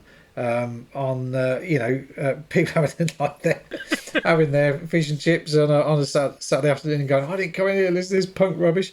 Not that they ever do that, because you just say, "Well, fuck off then." So go and eat one of the other fucking pubs, you twats. Yeah, so and it's a great and there's also a bit where there's one of the Lee Perry dub versions has a bit where the whole song stops and the tape rewinds really, really loudly, and then starts again. So everyone's kind of looking up, going, "I think your CD's broke, mate." No, it's supposed to sound like. What do you mean it's supposed to? Yeah, but yeah.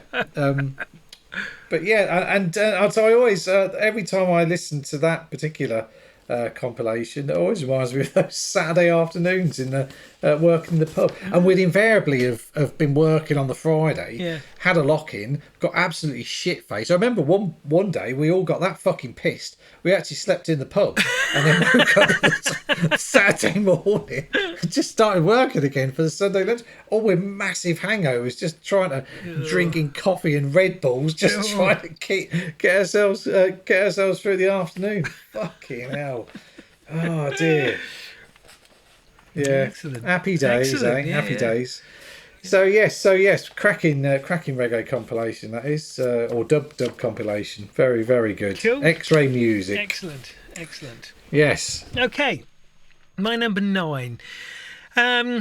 So this was released in 2001 on Make Some Noise Records, and as the 80s turned into the 90s, punk was, for many people, I think for me included, possibly for yourself, I think we've touched on it before, by then it's getting a bit staid, a bit derivative, and probably not quite as thrilling as it was. And then in the early 90s, something else happened, and as guitar, drum, bass, Schelt formulae was fading, something came out of Berlin which was back to that ferocious, vicious, noisy, over-the-top, brain-melting stuff that we got from early punk, or certainly from 80s punk and some of the bands we've talked about already. And the term that was used for it was... Is this going to be Gabba? Well, it's digital hardcore. Digital Hardcore right. is what Alec Empire of yes, Atari Teenage Riot. Indeed. Yeah. And the album is called No More Rock and Roll. And I've got that. have you? I've got that. Yes. There we go again, another crossover. Yeah. I think it's a blistering album. It's superb, isn't it? It is. It's absolutely a great selection of some of the bands, including Atari Teenage Riot themselves, who were turning out this entirely synthesized, entirely electronic and sampled, absolute overwhelming onslaught of noise, and it really did have the thrill, the buzz, the excitement of early punk.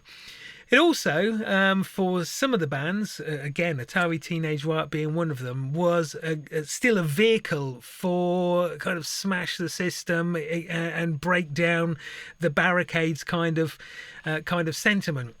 Didn't Atari Teenage Riot do a cover of If the Kids Are United? I don't know. I've got quite a lot of ATR records, but I don't think. Yeah, I'm pretty sure they did actually. I saw them live a couple of times, and every concert was absolutely guaranteed to be spectacular.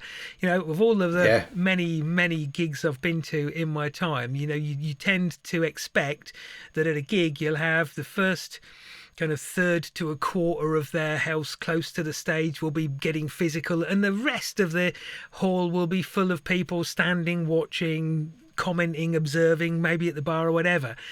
Well, Atari Teenage Riot, every single person from one end of the place to the other, from the stage to the bar, was physically involved in that concert.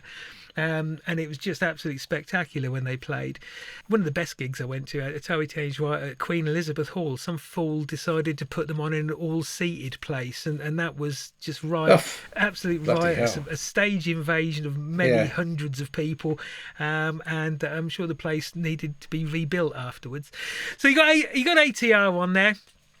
Which was Alec Empire, Hannon Elias, MC Carl Cragg, and the very enigmatic Nick Endo, who was running all the machinery and electronics, and they're on this on this album. But you got Kid 606 as well, definitely one of the better tracks on there as well, and that is touching on Gabba.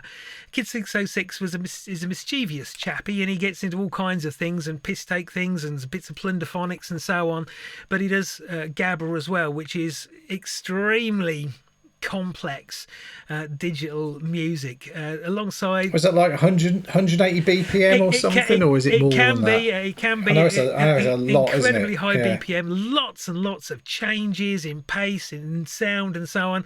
I think that the best proponent of Gabba that I've come across is Venetian Snares, and they are just.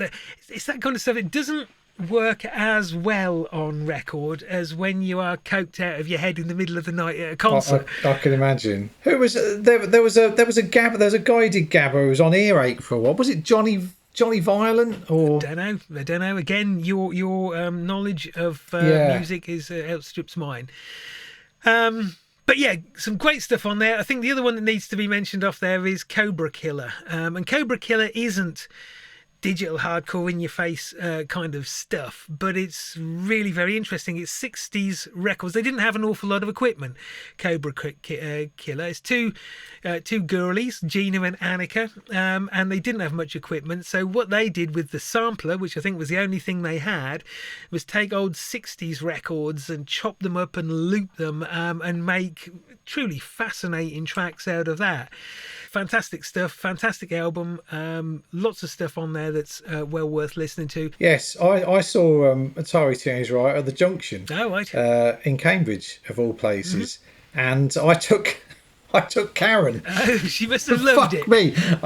She was a bit nonplussed actually. I think she appreciated what they were doing.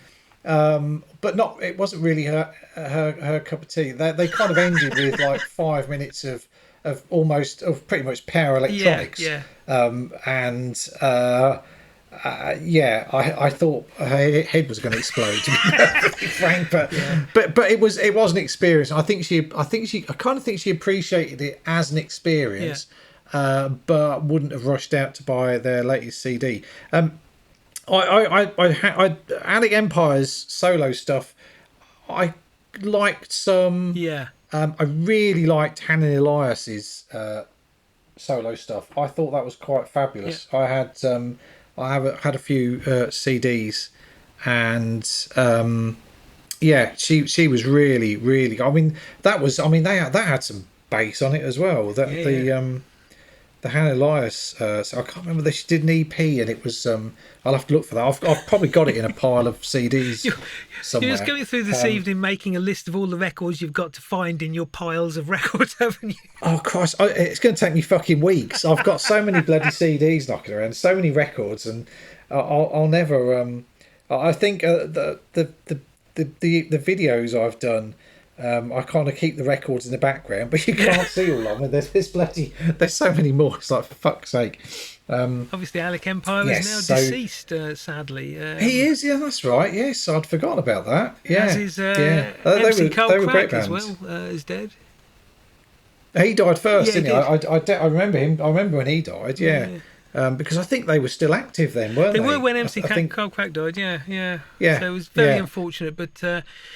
Great, fantastic band. I think one of the times I saw them, I think the very opening thing that Alec Empire said as he walked onto the stage was, "Don't buy our fucking records, steal them." Yes, yeah. Easy said than done. Bloody hell. It's not like when we were kids going into fucking Woolies, is it? Really? I mean, I don't think Woolies would have stopped ATR, to be honest. There's a lot more security involved these days. But. Yes. Anyway, so this will be my number 9, isn't it? Yeah. So my number 9 is from 2002, and around this time I was loving what they called at the time, I think, warm electronica, which was lots of kind of electronic music that was all lovely and warm and bubbly and just sounded. It was like relaxing into a bath of electronic music. You know, you could just drift away on it. It was fabulous stuff. And one of the best labels for it. I mean, there was a British label called Static Caravan, run by a guy called Jeff Dolman, I think, and he released some fabulous stuff. But this particular record came out on a German label called More. Morr, who I think I mentioned previously for some reason, or I can't remember. But this was called Blue Skied and Clear, and it was a compilation that Morr put together of all the bands on their, on their roster at that time. So you had people like Izan, Lali Punar, Ulrich Schnaus, Limp, Solvent, Styrofoam, Scanform, Manual, who I think Manual, the band I mentioned previously, and Mum from Iceland. Yeah. But they were all there was 2 CDs, I think it was a double LP as well. But on the 2 CDs, there was one CD of kind of just a normal compilation of their tracks, but the main part of the CD, and indeed the title Blue Skied and Clear, all referred to Slowdive, one of the great shoegaze bands. So Slowdive had been around in the 90s and were part of that shoegaze movement with Ride, My Bloody Valentine, various other bands. But Slowdive were the ones who seemed to take all the flack. They were derided by the music press. Their last album, Pygmalion, was basically an ambient LP, and was fantastic. All their albums were brilliant. I loved Slowdive. I thought Slowdive were fucking wonderful. And all of a sudden, all these electronic bands were saying, well, Slowdive are a massive influence on us. And then more and more bands came out saying, well, actually, same here. And it was kind of the first sign of Slowdive's influence, or how influential they've been on a lot of bands, and all these electronic covers of their songs were just gorgeous, and it was and they fit so well as shoegaze songs when Slowdive recorded them, but then they fit just as well as being like warm electronic drift along songs recorded by lots of mainly German people with synthesizers, and then and the great thing was that the Slowdive revival continued, and they reformed in the early 2010s. I think it was 2011, 2012, and have since made 2 fantastic albums, and are now selling out gigs all over the world. And us Slowdive fans got to go, fucking told you. And I've seen them. I saw them originally in the 90s. I saw them support Ride at the Corn Exchange, and then I've seen them. I think I've seen them 4 times since they reformed, and they are fucking amazing. You know, if you want to go and see an amazing gig, go and see Slowdive live. That's seriously, they are absolutely. I mean, just the whole show.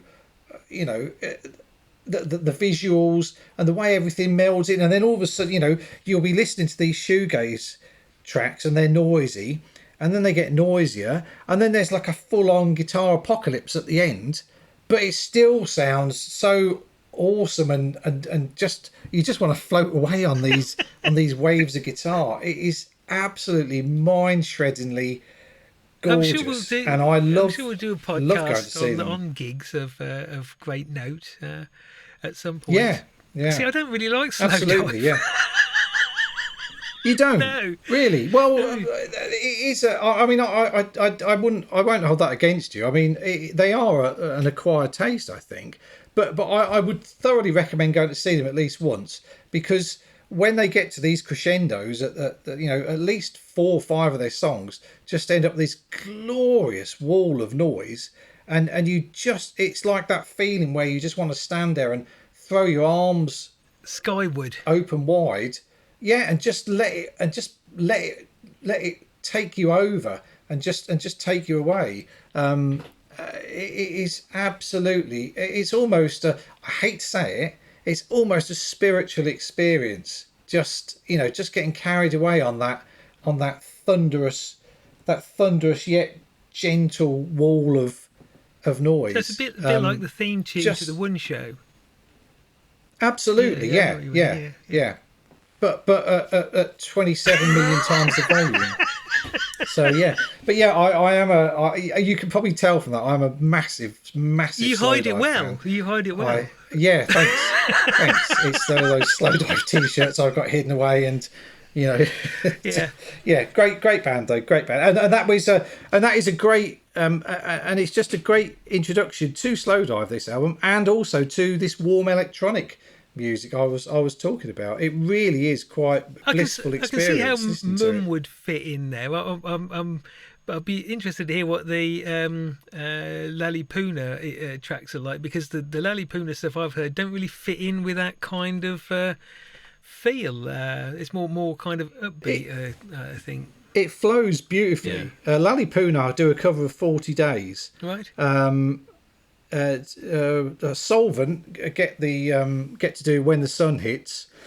Izan do Celia's Dream, and I think they've got another one on here. But it's a proper good, and again something I think you can pick up the CD version for a relatively measly amount off of eBay or Discogs.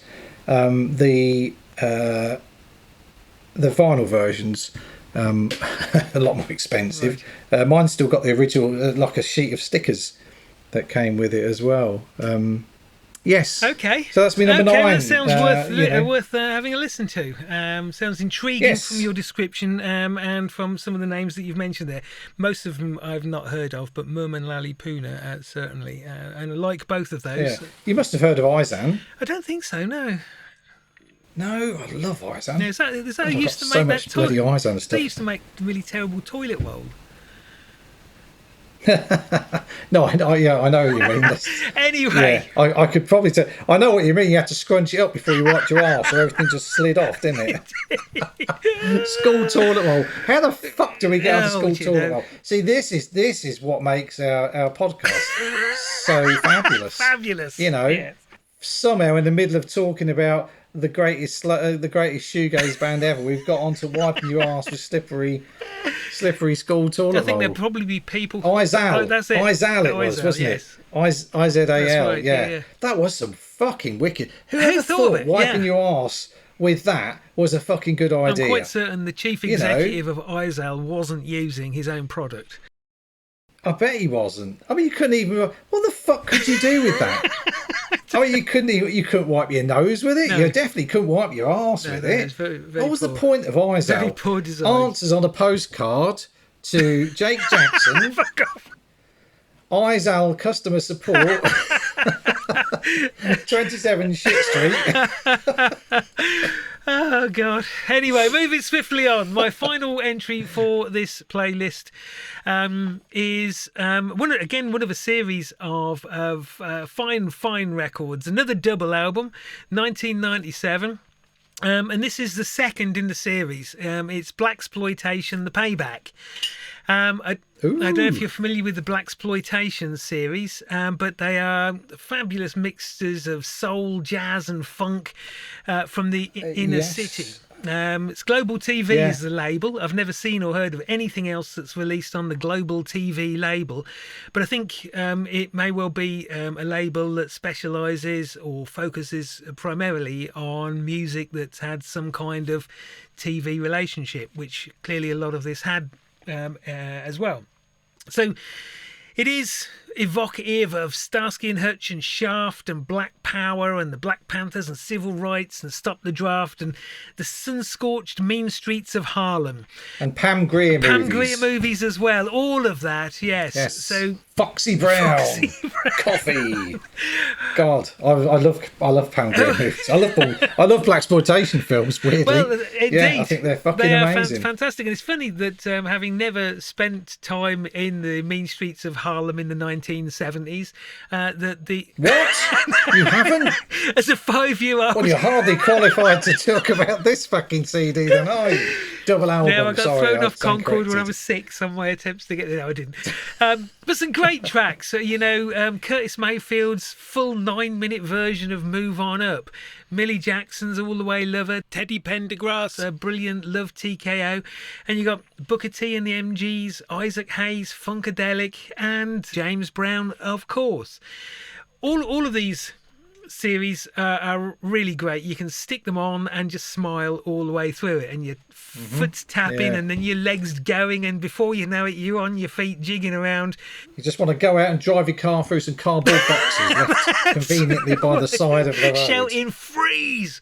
But it is great. It's music that's guaranteed to correct any bad mood that has befallen you, I think. And as I say, all of the series are great. My preference is the Payback. I can't tell you an awful lot about it. I don't know a great deal about a lot of the artists are on here. I suppose I could have researched it, but I don't know a lot about. If we were anywhere near professional, I'm sure we would have researched it. Yes. Yeah. I love those kinds of compilations. I've got fucking loads of them. I may well have that, mainly on CD. I've got a few on vinyl, but I tend to pick them up if I ever see any in a charity shop. I think it's that what we were talking about originally with the compilations, and you're always going to find something you've never heard before. And there are so many good, the greatest Northern Soul LP of all time. You go, oh yeah, I recognise that. I don't know any of the others. I'll give that a listen. And it's the same with the blaxploitation, or any of them really. Anything with TV themes, I'm a fucking sucker for. Old 70s TV themes and old library music. I absolutely love old library music. You love it all.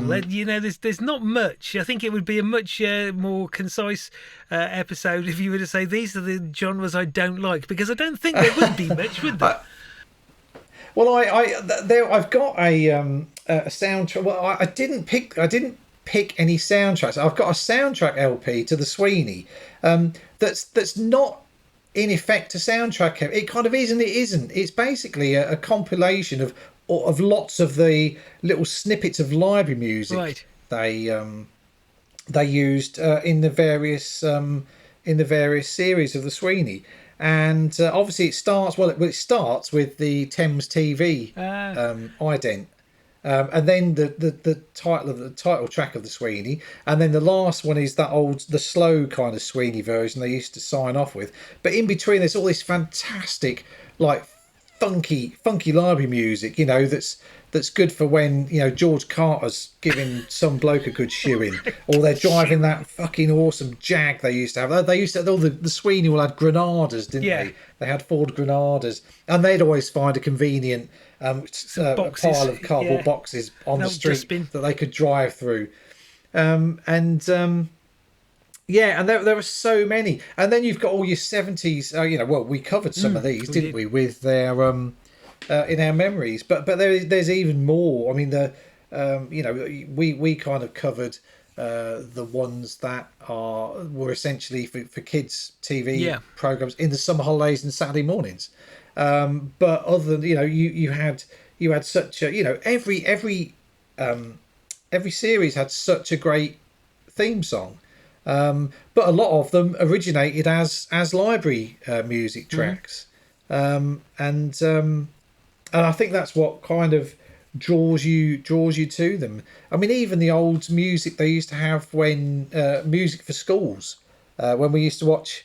Do you remember when we used to watch schools programs? I do, yes. When we were at school, course. And you'd have the clock count down, and there'd be some kind of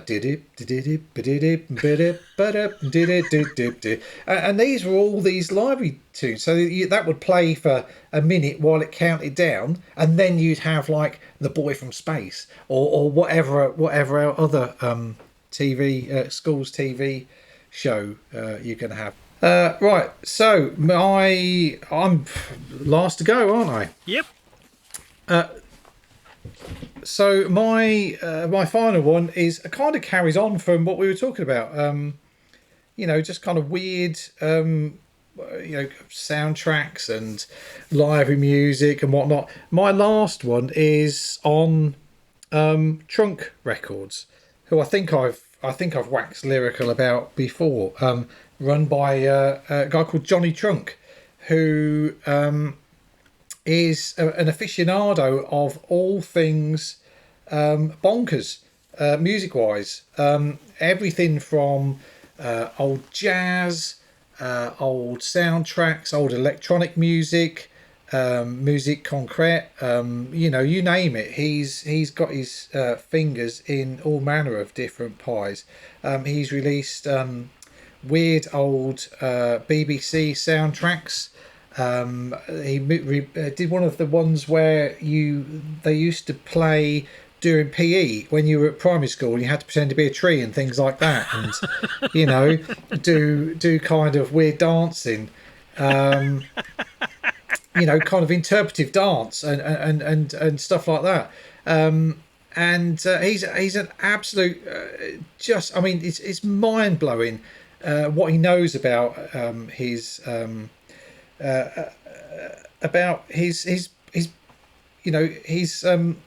particular genres and that. He does a really good newsletter once weekly, email newsletter, just to let you know what's going on with the label and what he's been up to, and that he's off to a record fair somewhere. He's also got a Patreon channel where he releases the Johnny Trunk radio show once a week, which is an hour of him just playing all the weird stuff he's bought that week, he's just found on his shelves. And there's some proper amazing stuff that he plays, stuff you'd never listen to. Everything from bloody polka music to to old James Last records, and there's some amazing stuff. The one I've picked is called Fuzzy Felt Folk. Oh, Fuzzy Felts. I did like Fuzzy Felts when I was young. Well, I think there were a limited edition of the LP that did actually come with a Fuzzy Felt cover. Oh, right. Gosh. And this was kind of it's almost kind of really obscure and bonkers kids music, or music you'd associate with, playing to your children, other than the first song, which is the original demo for the song that soundtracked the film I Start Counting with Jenny Agutter. Oh, right. That was always being shown on the 9:25 Monday BBC film slot when we were kids, and is an absolutely brilliant psychological thriller. And this version is by Basil Kirchin, and I think right. Basil Kirchin's daughter sang the demo version, and the actual version was sung by Dusty Springfield. And then you've got things like someone called Christopher Casson doing Twinkle Twinkle. You've got Arthur Birkby doing the Cuckoo song, Cuckoo, Cuckoo, etc. I'm sure there's more to it than that. Someone called, not a lot more, Peggy Zeitlin doing Spin Spider Spin. Christopher Casson with My Mother Said, not the Ivor Biggin version. This was the Barbara Moore Singers doing Hey Robin, and finally the Piggleswick folk singing Teddy Bear's Picnic. And it all sounds very, very twee. Twee, yes, and it is, but it's just brilliant. It's stuff you'd never listen to in a million years, and you kind of think, I really love this. I remember them vaguely from when I was a child. You'd have heard them somewhere, and I think that's a lot of his stuff is kind of, especially some of the old BBC soundtracks. You vaguely remember a tiny bit of a song. I distinctly remember being in the fucking hall doing PE and having to act like a fucking tree. I definitely remember that. Whether I did it to that actual soundtrack that he released is another thing. But these were BBC records, weren't they? And, yeah. sorry. I do remember your interpretive dance for The Cure's The Walk, which was quite something. I don't remember that. Was I pissed?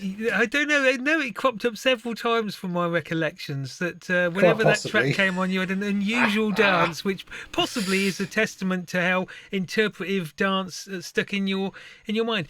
Do you find some of these old BBC tunes and idents and so on, they take on a kind of certain eeriness?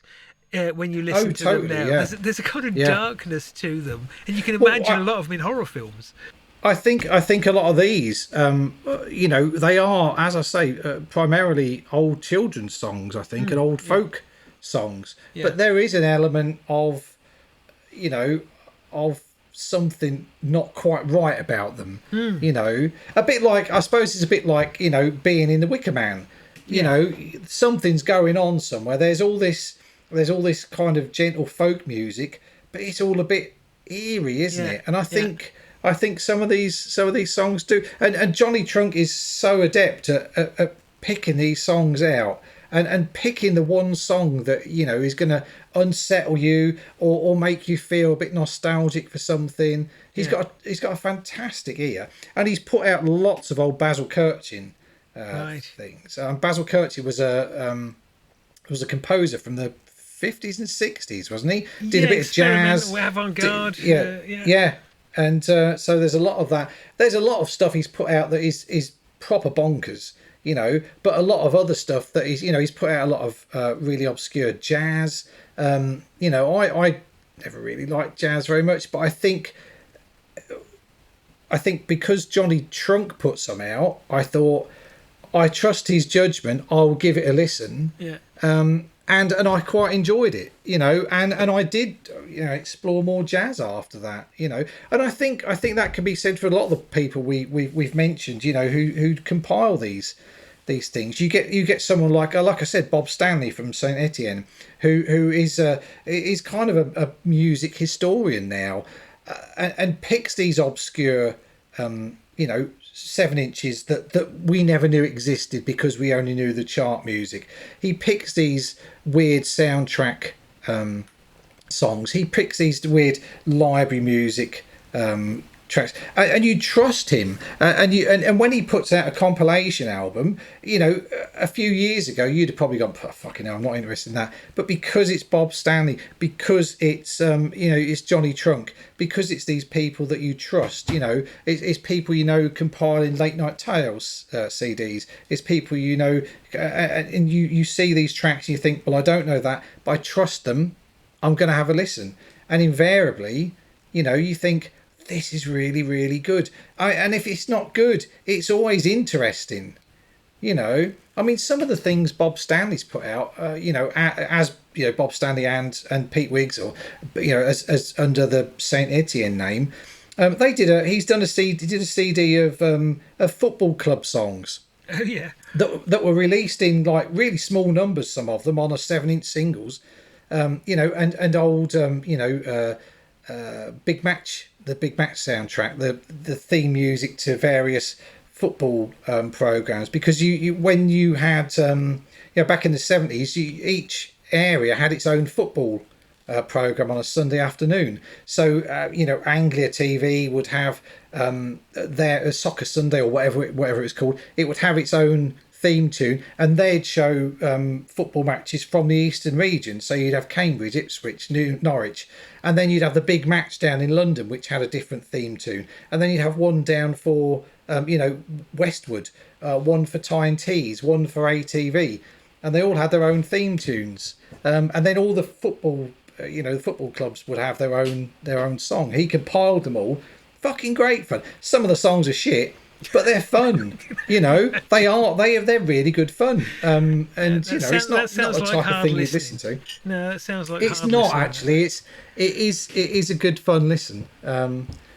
And I think that's the beauty with compilation albums. You know, you can buy them either just, as we said, you know, just to compile a lot of singles that you couldn't all buy all at once, or you could just buy something a bit obscure and go, I've not heard any of that, I'm going to have a listen, you know. Mm-hmm. And that's how we got to be fans of Northern Soul. That's how we got to be fans of blaxploitation soundtracks. That's how we got to be fans of, you know, it's great. Yeah. And you know, you can't beat a good compilation. Well, you could if you had big enough stick. You could, yes. I have had a few. I've thought, fucking hell, I'm going to take a hammer to that bastard. You know? But they were mainly. Now that's what I call music, I think. Have you ever bought one of those? Now that's what I call music. No, I bought some of the annual ones, which we were talked about previously. Yeah. Because they're, you know, that's more of a nostalgia thing. That's right. Yeah. You know, 77. But even they sometimes have some weird old stuff, and you go, fuck me, I've never heard that. You know, but no, I don't think I've ever bought now that's what I call music. Or even a hits LP or whatever they're called, and I'm perfectly happy about that as well. Yes. I'm perfectly happy about that. You know, I think I probably bought some of the you know, some of the Shine ones, some of the indie compilations. I've definitely got a load of old 80s cassettes from like the C86 era, you know, Wedding Present and all those type of indie bands on. I've got a big pile of those. Yeah. And that was a good way to get all the singles that you couldn't afford. The music papers started giving away compilation cassettes back in the 80s, didn't they? And then yes, music absolutely, magazines. Yeah. I think magazines like Mojo and Uncut and Classic Music Gramophone and so on. It's kind of par for the course. They have a CD slapped on the front, and some of those, absolutely, some of those, you know, 90% you wouldn't want to listen to again, but you'll turn up occasionally a track where you think that is worth investigating. That's worth exploring. Absolutely, yeah. I've got an ambient Americana, which is kind of that's uncut. That's an uncut one, isn't it? Is it? That's a cracker, and one with lots of Cure cover versions on as well. Yeah, there were some really good ones. Yeah. I used to like listening to the ones that The Wire gave out. Yeah, I've got a whole pile of them. Yes, me too. I've got, and every now and again I'll put one out, because I think, I mean, they some of those were a bit of a stretch at times. I've been on a few of them, so be careful. Fuck. Yeah, they're not that fucking twat from Mansfield again. Not even again. No way. Who's that? Bloody Jake Jackson. Fucking hell. He's changed his name again, trying to get another track on here. I'm relieved you on. I've put your Spotify LP, the LP you put on Spotify. I stuck that on the site the other day. Oh, have you? Okay. Well, thank you. Yeah, no problem. So you probably gained one extra. I don't know. I don't even know if anyone looks at the fucking. I know there's a couple of people comment on there, but I don't know. I don't know. But yes. So just to reiterate, we have a page on Facebook. We have a page on Instagram. There's an X one that I'm a bit loath to use, but I put the bare bit minimum on there. So and there'll be a playlist for this when we decide. It'll probably be about 200 tracks along, no doubt. I will get that done as soon as Jake's finished all the editing. And gets his way around the odd technical issue we've had. We've had a few tonight, haven't we? It's been an odd evening for that, and inexplicable technical issues. But I think I can overcome most of those. Well, we started on the 25th of August. It's now the 28th. We've been sitting in front of these. I've been pissing in a bucket underneath the desk. Yes, I've got through a whole crate of alcohol-free lager. We've still got 40 odd listeners, I think. So thank you everyone for carrying on listening, and hopefully now I'm getting the hang of Instagram. We might get a few more. I'll do a few of my professional videos and see if that gets any more traffic. Hello, my name's David. You may remember me from podcasts such as oh my god, what's that fucking cat doing? Yes, I am Dave the Star, the funny one. Yes, that's me. Yes, indeed. So okay, well let's call it a night now. Yeah. And I will say, shall we do to Ronnie? Shall we do it's good night from him? And it's good night from him. It's good night from me. It's good night from him. Good night from. We can't even do that way. Oh, for fuck's sake! Yeah. Anyway, we'll see you all soon. See you all again soon. Thank you very much. Bye bye. Goodbye.